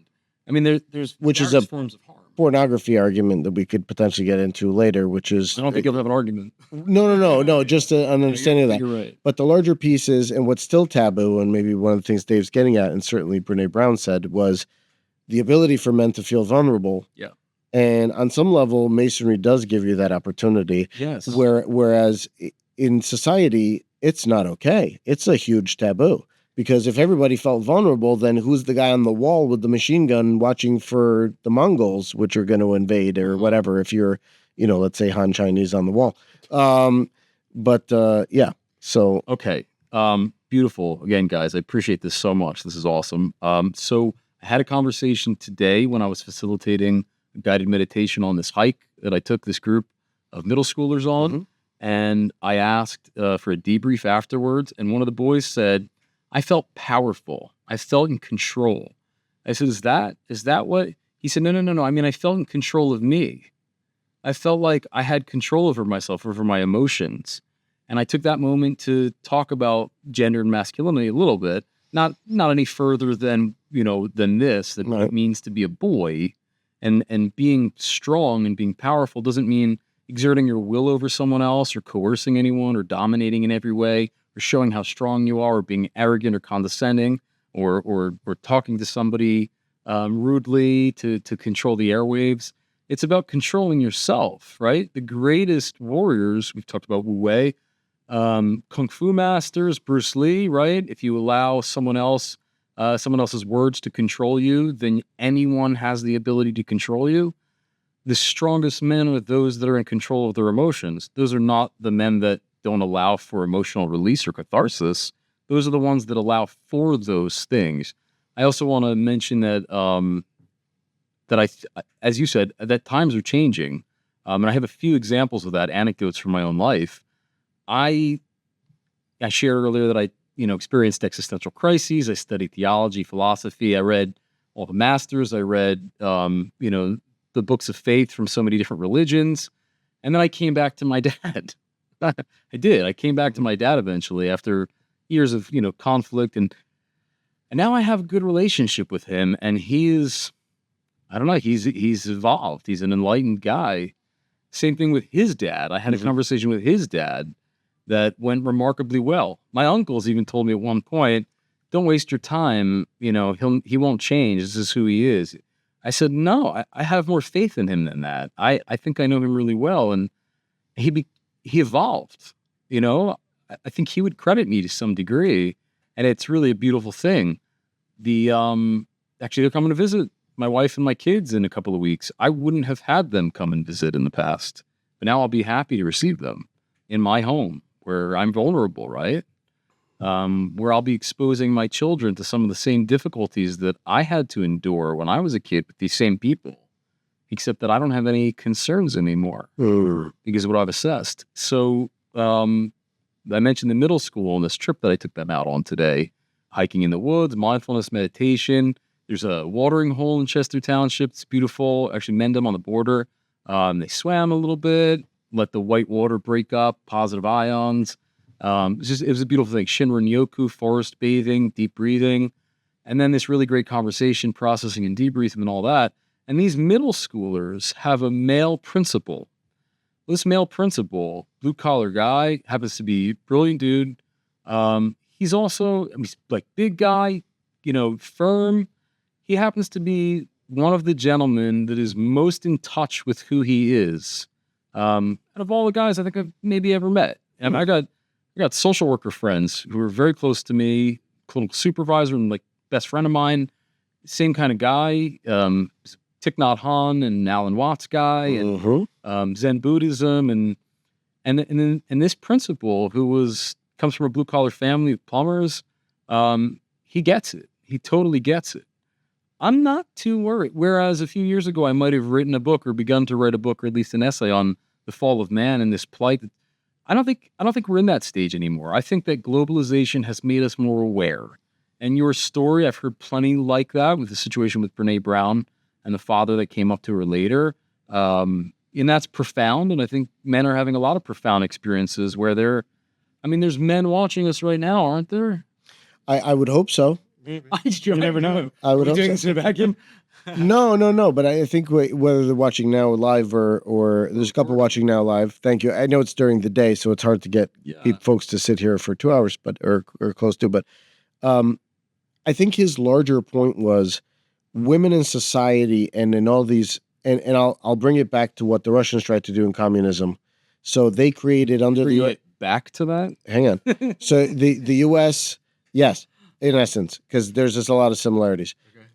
The USSR they wanted to build a big house, right? This was the whole idea. They built a big house, and under the Soviet banner of they would have to start a what do you call it? Each one of the various republics under the banner of the Soviet of the USSR would have their own room in the house. So their language would be part of the larger language system. Their culture would be looked at and treated as special and interesting. Their alphabet would be brought in. Now, they did that to some, they didn't do it to others, whatever. There's a whole logical thing there. But that was the idea, at least on paper. But the only guys who didn't get their own special room were the Russians. So the Russians got the hallway. Well, they're like, well, of course the Russians are going to rule the house because they run the USSR. And yet they were overlooked when all the other particular special cultures got their own little place. So they all got their little cubby holes to exist in and to say this thing is ours. And the Russians sort of got everything, but really got nothing. Or sort of got nothing at the same. I see. So I see what you're saying. What it means to be a man in this society right now, where it's like, well, you're a white man in society. What are you complaining about? You've got everything you need, right? The whole society's bent to advantage you. Well, that's an easy broad brush thing to say, but everybody has their own lot in life. Everybody has their own cross to bear. Everybody has that. And one of the taboos is still talking about men's vulnerability and issues and mental health issues. It's very interesting to say, and it's kind of interesting. Pride Month, and I don't know if this is true or not, so we will look this up, but Pride Month used to be Men's Mental Health Month. And that was rebranded, let's say, Pride Month. Assuming for the sake of argument that that's correct. And we will look that up to make sure that it is. Well, if that is the case, then that's, it's an oversight, it's overlooking, it's discounting, it's very deliberate if that's the case. Well, those two things exist, like they're both things that should be looked at, right? I'm not saying one's better than another. Yeah. All I'm saying is they both deserve to be looked at. Absolutely. Yeah. Well, then again, we have these months for different groups. It's a reparations in effect that we have a month like Black History Month. That's an interesting point. That culture should be celebrated all the time. That's often the argument, right? To have a month, it's like, it's only important to learn about like Black history in February. Like you'd always be learning about it, right? Or like Pride Month, like that we give, what? That's what we do in this country, right? It's why Christopher Columbus, how that whole story with the 1920s and Columbus Day and there was a lot of hate against Italians at the time, and so we decided that Christopher Columbus was an Italian explorer. He was originally from Genoa. He was an Italian. Genoa, but he sailed for Portugal. He sailed for Spain. Yeah. He sailed for Spain. He first went to Portugal. They said, go take a hike. Yeah, absolutely. He went to their enemies, and then he sailed for Spain. Correct. He sailed for Isabella. Over funded him. Isabella, yeah. Yes. And then he had a Templar cross on his flag. That's another thing. So we started to talk about that in the Hogan episode to some extent. We talked with Grandmaster Hogan in person. Very interesting dude, is he not? Everybody watch that podcast. He's a great one for sure. Episode 4. Episode 4, Yeah. 1 and 2. 2 parts. There's 2 parts. It's a 2-parter. Yeah. Any opportunity to meet or talk to or be a pupil of that guy is not an opportunity. Interesting dude. Yeah, no doubt. Sure. So Okay, so right. So we try to make reparations and we often miss the mark. Really all people should be celebrated and validated, but you can't deny that this country was it's just the course of history. It's not because I mean we do dip into some like hot button issues when we have this conversation like critical race theory, et cetera, talking about institutional racism. I mean that's really delicate stuff, and I don't want to get you guys shadow banned. No. It's an interesting critical race theory. Of course, comes from the Frankfurt School. So Frankfurt School was a lot of the folks that came over after World War II. Yeah, where you had some philosophers. And I think it starts with a good idea, Socratic approach, question everything, right? That's right. Fundamentally, I may disagree with the conclusions that they come to. And I often disagree with conclusions, but the problem is coming to a conclusion. Yes. When you use Socratic method, you're really just supposed to have conversation and explore. It's when you come to a conclusion that says, like, ultimately, ubiquitously, this is what is. Because now that leads to a new stagnation, right? That's a conversation ender, not a conversation. Right. Now we're just complacent. We're okay with the fact that, and in the next 100 years, it's going to be white men that are downtrodden, although very unlikely, right? Because functionally, this country was founded by, white Western men. And so it was founded with their principles and values in mind. To a certain extent, I mean, you could say that, but it was really founded by very disaffected extremists, which really is why this country, I think, not mine, maybe yours. Our forefathers as Masons. Well, in a sense, also, but don't forget that those guys, I was talking about the Pilgrims. Oh, you're so the Pilgrims are well, the Dutch and the English as well. But you're talking about a group that was, I oftentimes joke with my friends who are in the Mayflower Society, which I think is such a whole thing. But I said, you guys should have had a bumper sticker on the Mayflower that said, "Too annoying for Europe." Because, they came over, they were really extremists. I mean, they wanted their own specific, that's just saying, and I'm not probably going to get in trouble for this, but that's like saying Branch Davidians started the U.S. Right. Obviously they were not that, but they were extremists of their day, right? So they were not well looked at in England, not wanted in England. During my existential crisis, and I was reading, I also read Dianetics. Who wouldn't, right? I read Dianetics as well, and but ultimately, I obviously came back to this place where I'm a monistic pantheist. I believe that God bless you. Thank you. Yes. All is divine and all is one. We're all talking about the same thing. We're all connected. So really, if we relate it back to, gender, if we relate it back to men's roles, as we move through society, we get from. So why did we separate ultimately? I'm talking about from like a theological, anthropological perspective. It's when we got more specific. It's when we created dogma and doctrine. It's when we got more specific, created rules for each other, condemned behaviors, etc. When we got more specific, when we moved away from golden rule and maybe a collection of commandments that are simple and make sense, I think that what that did was it gave juxtapositions of power. I am holy and you're sinful, right? Or I am devout or I'm chosen and you're heathen. And instinctually, human beings, I mentioned to you earlier when we were talking about the uncanny valley, the cognitive dissonance that's created when you see something or someone that resembles you so closely and yet they're somewhat different. Well, in our history, we evolved amongst many other species of near humans, of bipedal primates, cognitive bipedal primates, and we either intermated with them to some degree, or just killed them. And for the most part, we killed them. And we killed them because we. How do we know that? We have it's throughout archaeology and anthropology. It's pretty widely accepted that we killed out all these other species. They dropped off pretty abruptly. And I believe there's evidence of Homo sapiens. I'm not going to sit here and tell you that there weren't fights between, but to say that there were genocides is saying something else. Well, I'm not going so far as to say genocides because I think that one of those groups would have to have superior power to actually enact a genocide. But they were at war. They were competing over resources, or believed to be competing over resources, right? And so they fought. Well, I believe, and I know that there's literature in my field that also suggests that racism and hatred, right, and the differences that we see ethnically and physiologically, and any hate that is drummed up from those differences we see, is an instinctual fear. It's fear that person will take our job or take food off our plate or take our wives or our mate or our children, right? It's a fear fundamentally. And that fear is useful to a certain percentage of the population. It keeps us under control, where we war against each other and instead of realizing who ultimately has the strings on. So what you're saying is what was at one point an atavistic, natural fear is now a manufactured fear. All right, yes.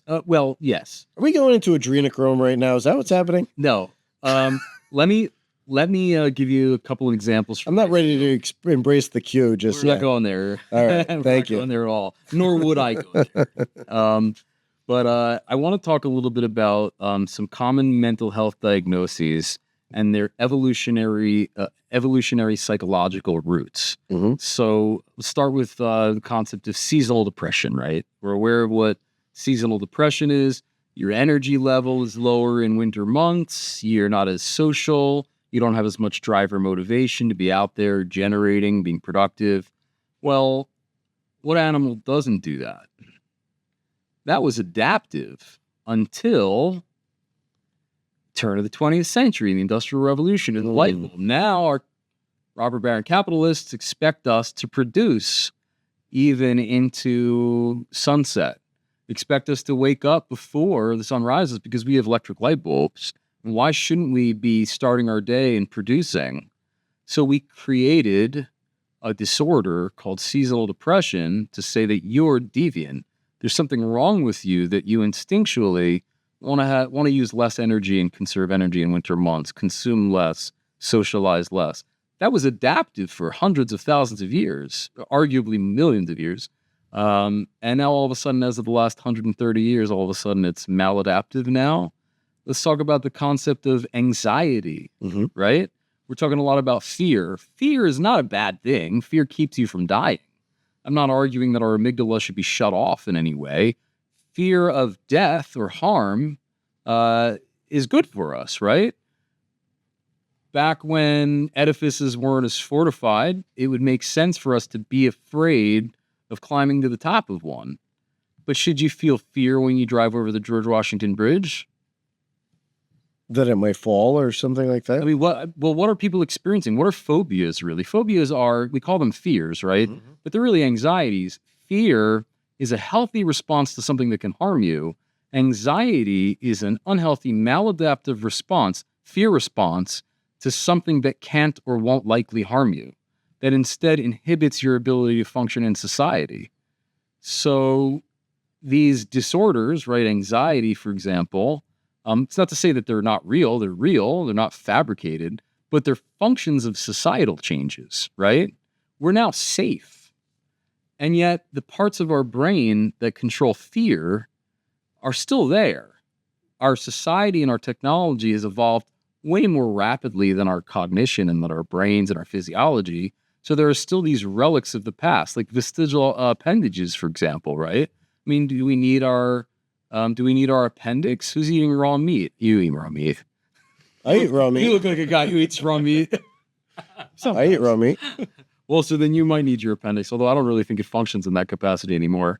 Yeah, I thought it was for sorting out seeds or something like that. It was like seed-based something, yeah. I think appendix... Like some enzymes, certain enzymes. There's enzymes to process the proteins that are now cooked out of meats. You know what my acupuncturist told me? What? He said that if you focus on your... He said you've got holes where you shouldn't. After that. Oh, boy. He said that if you focus on your tailbone, right?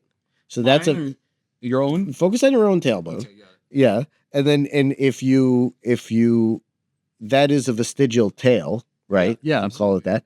So if you energetically think about wagging your tail, it will actually improve your mood. Very interesting. Yeah. I believe it. I mean, they have a lot of experiments about phantom limb and where people are actually, but doesn't that talks about mind over matter, right? Right. It talks about the fact that with your mind, with the power of your own psyche and your ability to control your will, you can affect your health. You can affect your mood. That's the whole goal of most of Eastern medicine, is to help people take more control over their energy. So that sounds right on par with all that. Right on par. You wagging your tail right now? Maybe. I don't want to know. Yeah.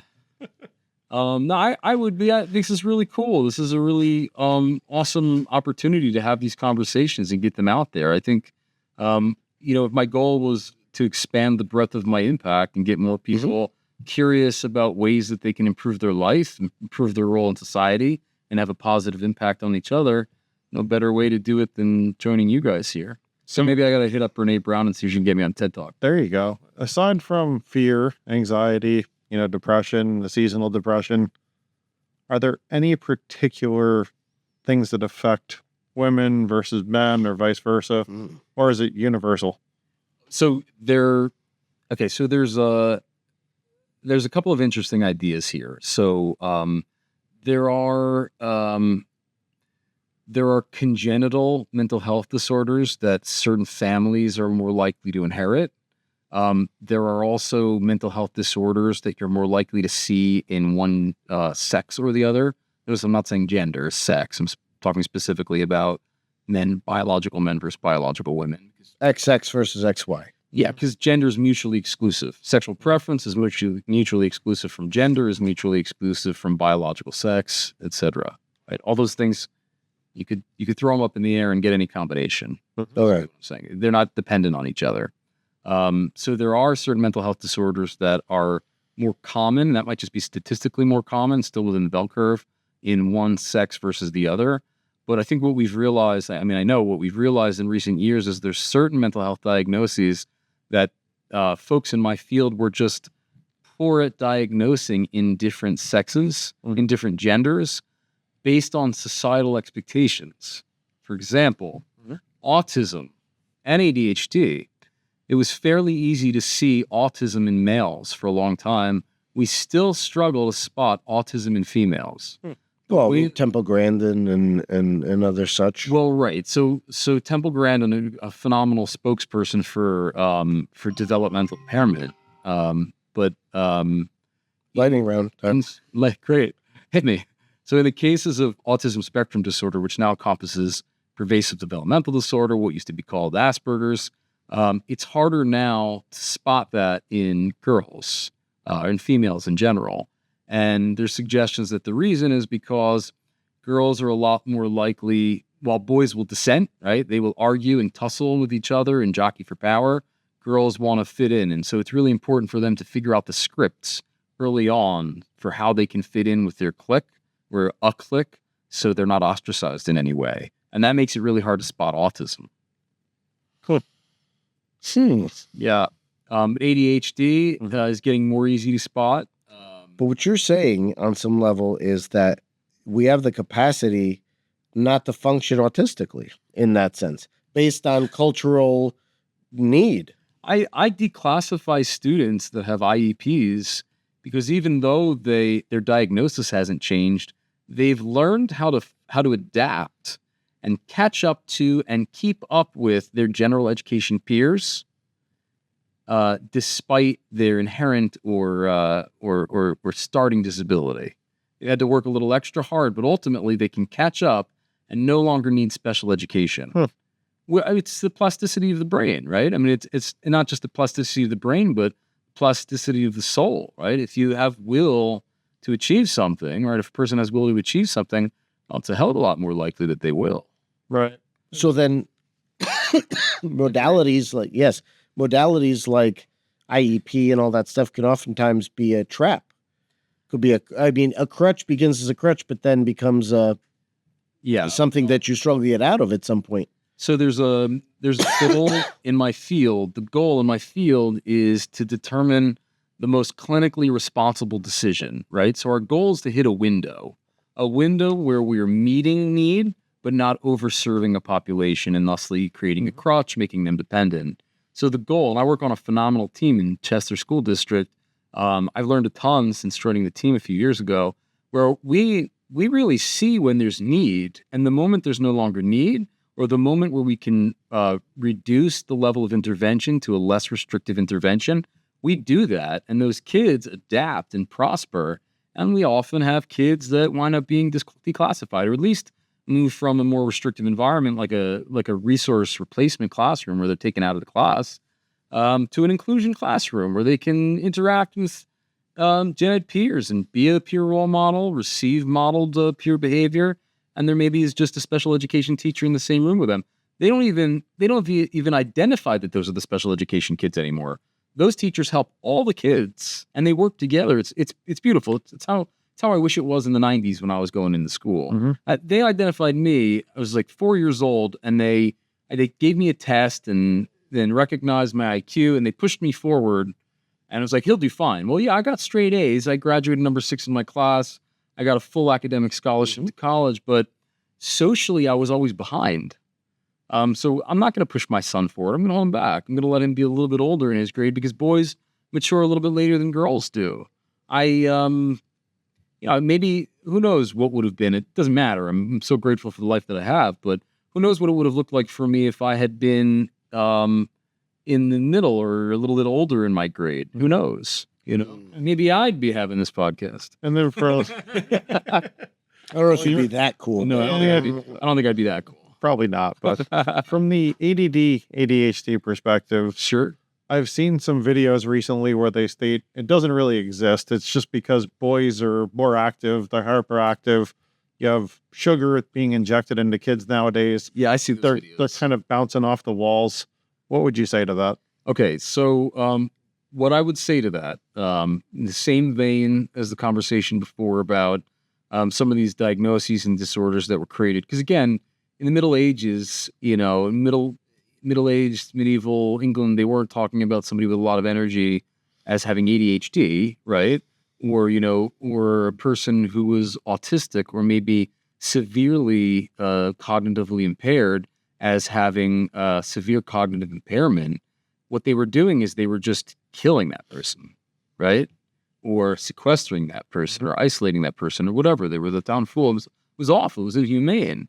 That was happening pretty much all the way up until Geraldo Rivera busted, Willowbrook in Staten Island in the 80s, where they were mistreating people with cognitive impairment and developmental disability. Actually, the organization that I worked for in New York City, YAI, Young Adult Institute, National Institute of People with Disabilities, was they received all of those Willowbrook patients, clients, and helped them rehabilitate to some degree. But I saw trauma in 80-year-old people from their time in Willowbrook. Same with what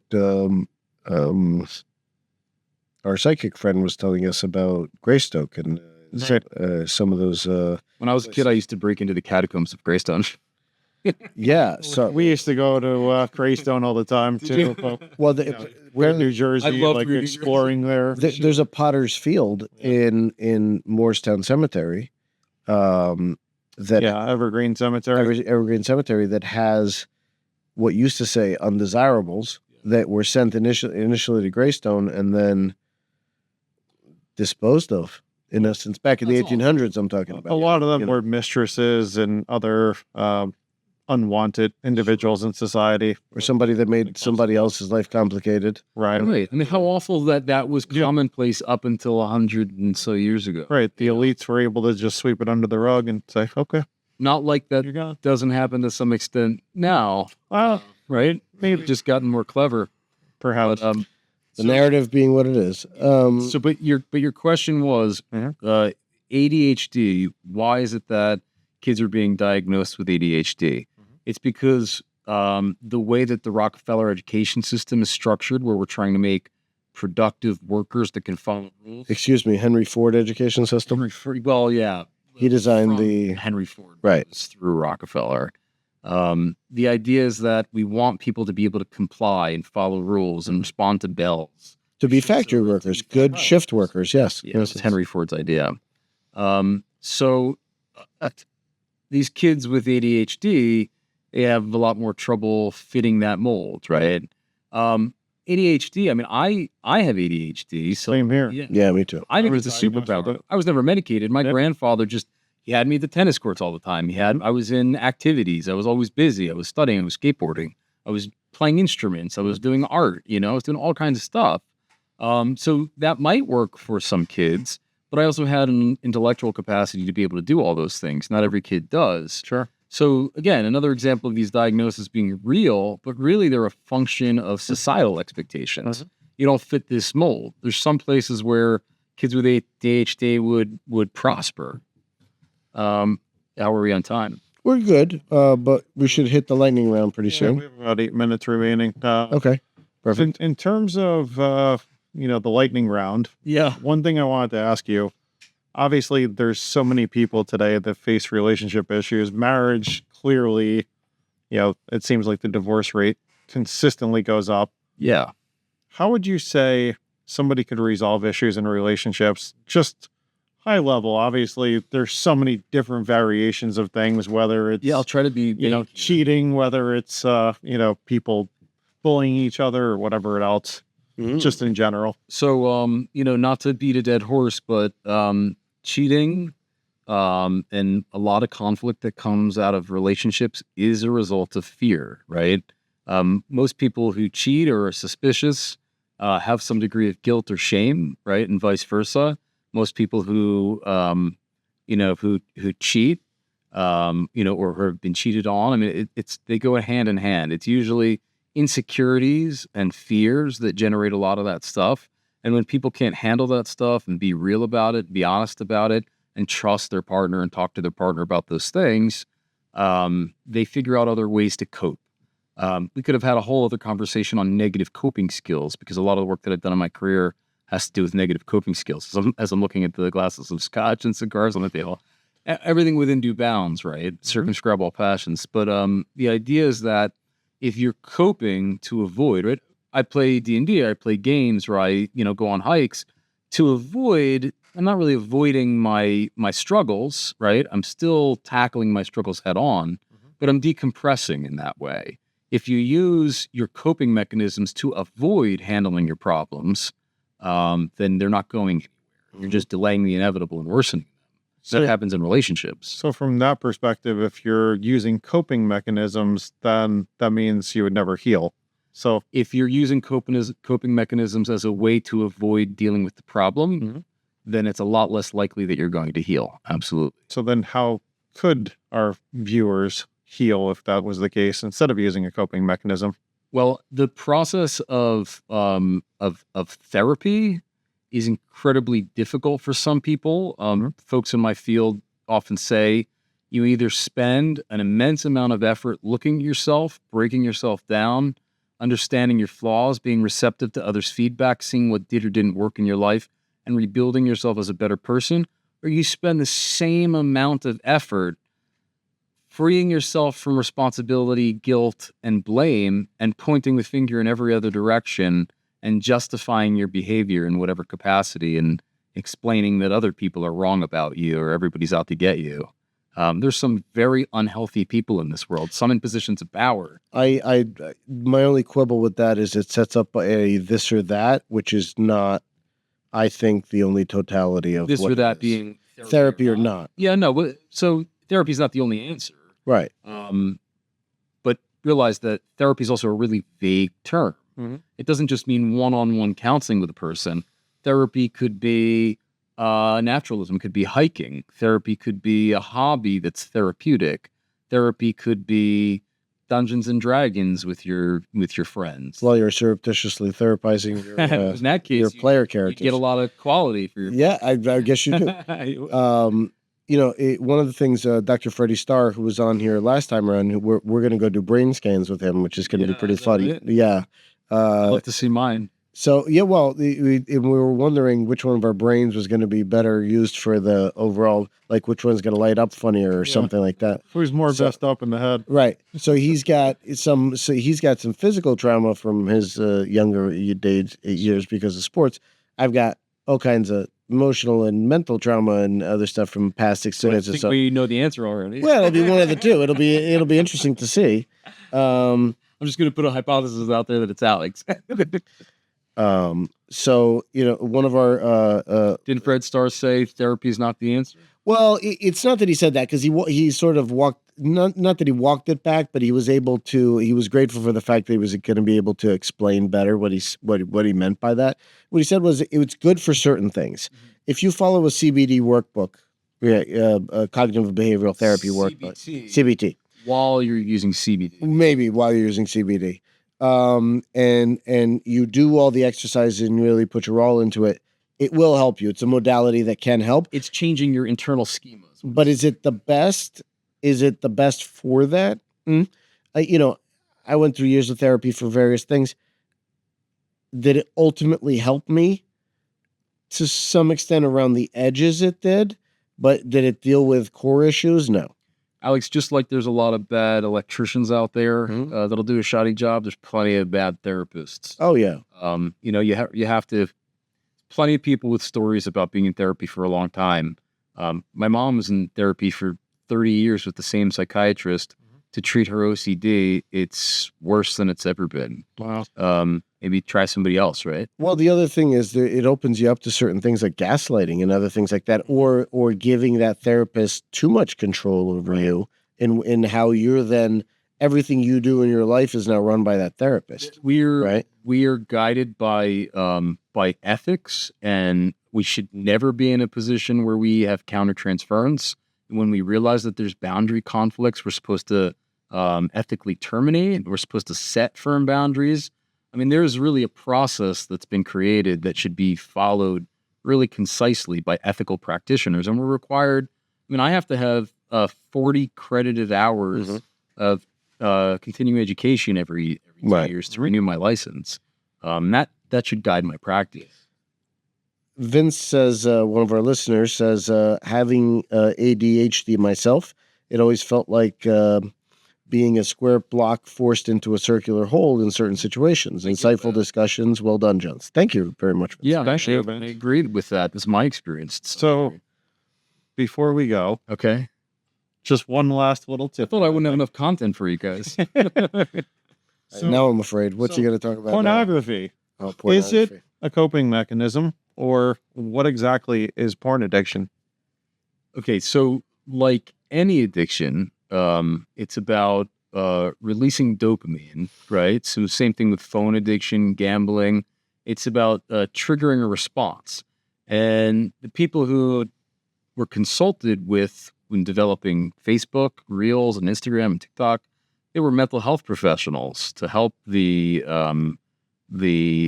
programmers devise a way to tap into sort of our inherent cognitive capacities so that it could get you coming back time and time again. So these were ethical folks that were specifically doing unethical things. Yeah, well, some of the I watched a video recently, the couple of Facebook executives who actually left for that reason when they realized how dangerous it was and that people were being taken advantage of. So in the same vein as any other addiction, you're coping, you're avoiding, you're triggering dopamine release, and you're not going to move away from that. You're only going to lean into that more. If what you're looking for is again, you're talking to somebody who was a therapist for juvenile sex offenders, many of whom who had unhealthy pornography addictions. Is your question about the people or about the industry? Because one of the big problems is that there's a lot of deviant behavior in pornography, violent behavior that leads young people or not young people to believe that that's typical or the way that it should be. And that's damaging to relationships. Yeah, I was talking more about the people, not the industry. Well, the people, like any addiction, get out in the world and socialize, right? Go be a human being, go participate in society, meet people, make your own, just be a human. Be a human and live life. You heard it here, folks. Make your own porn. Make your own porn. The respected member of my community. You were. I was. What happens when I hang out with you guys? Until the dungeon came into play. Not that kind of dungeon master. Well, you never know. You're not going to end on that note, right? No. We don't have any more time, ladies and gentlemen. We'll talk about butterflies real quick or something. Yeah, please. All right, let me talk about butterflies for a moment. Here's a great way to do it. Plant some native plants in your backyard. Go spend time in your backyard. Attract pollinators and butterflies and bees. Sit in nature. Unplug, disconnect, and then reconnect with what will really recharge you. And I think that's the first step. To moving us into a higher level of emotional frequency. I think that's it. Brandon, want to thank you so much for coming on the show today. Appreciate everything. Thank you, brother. You guys. Absolutely. Thank you, Dave, for once again doing this with me. It's always a good time, a lot of fun. Absolutely. And yes, we're on that note, we will see you guys soon. And Thanks God again. bless America. God bless all. Absolutely. God bless America. Arcana. Thanks, everybody. Brothers of the Arcana. We are indeed. All right.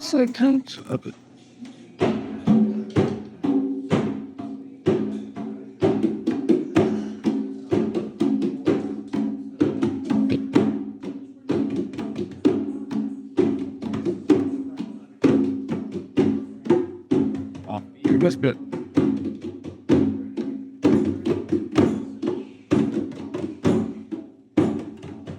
Get Hunter a little bit. You want to change it up, you can change it up. Stay on CD.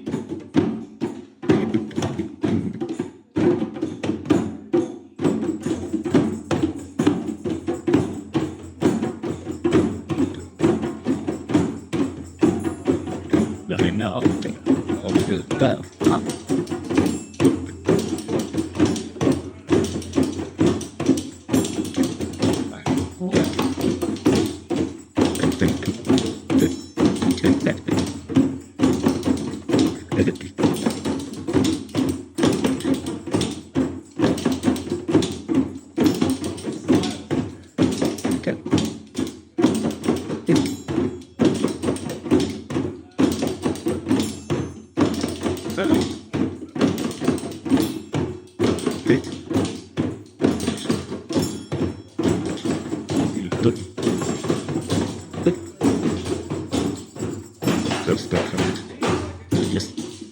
Awesome. So a lot more things came out in that, and I have the eye and ear for, but I want to give anybody here the opportunity to identify something that they notice. Feel free to connect it to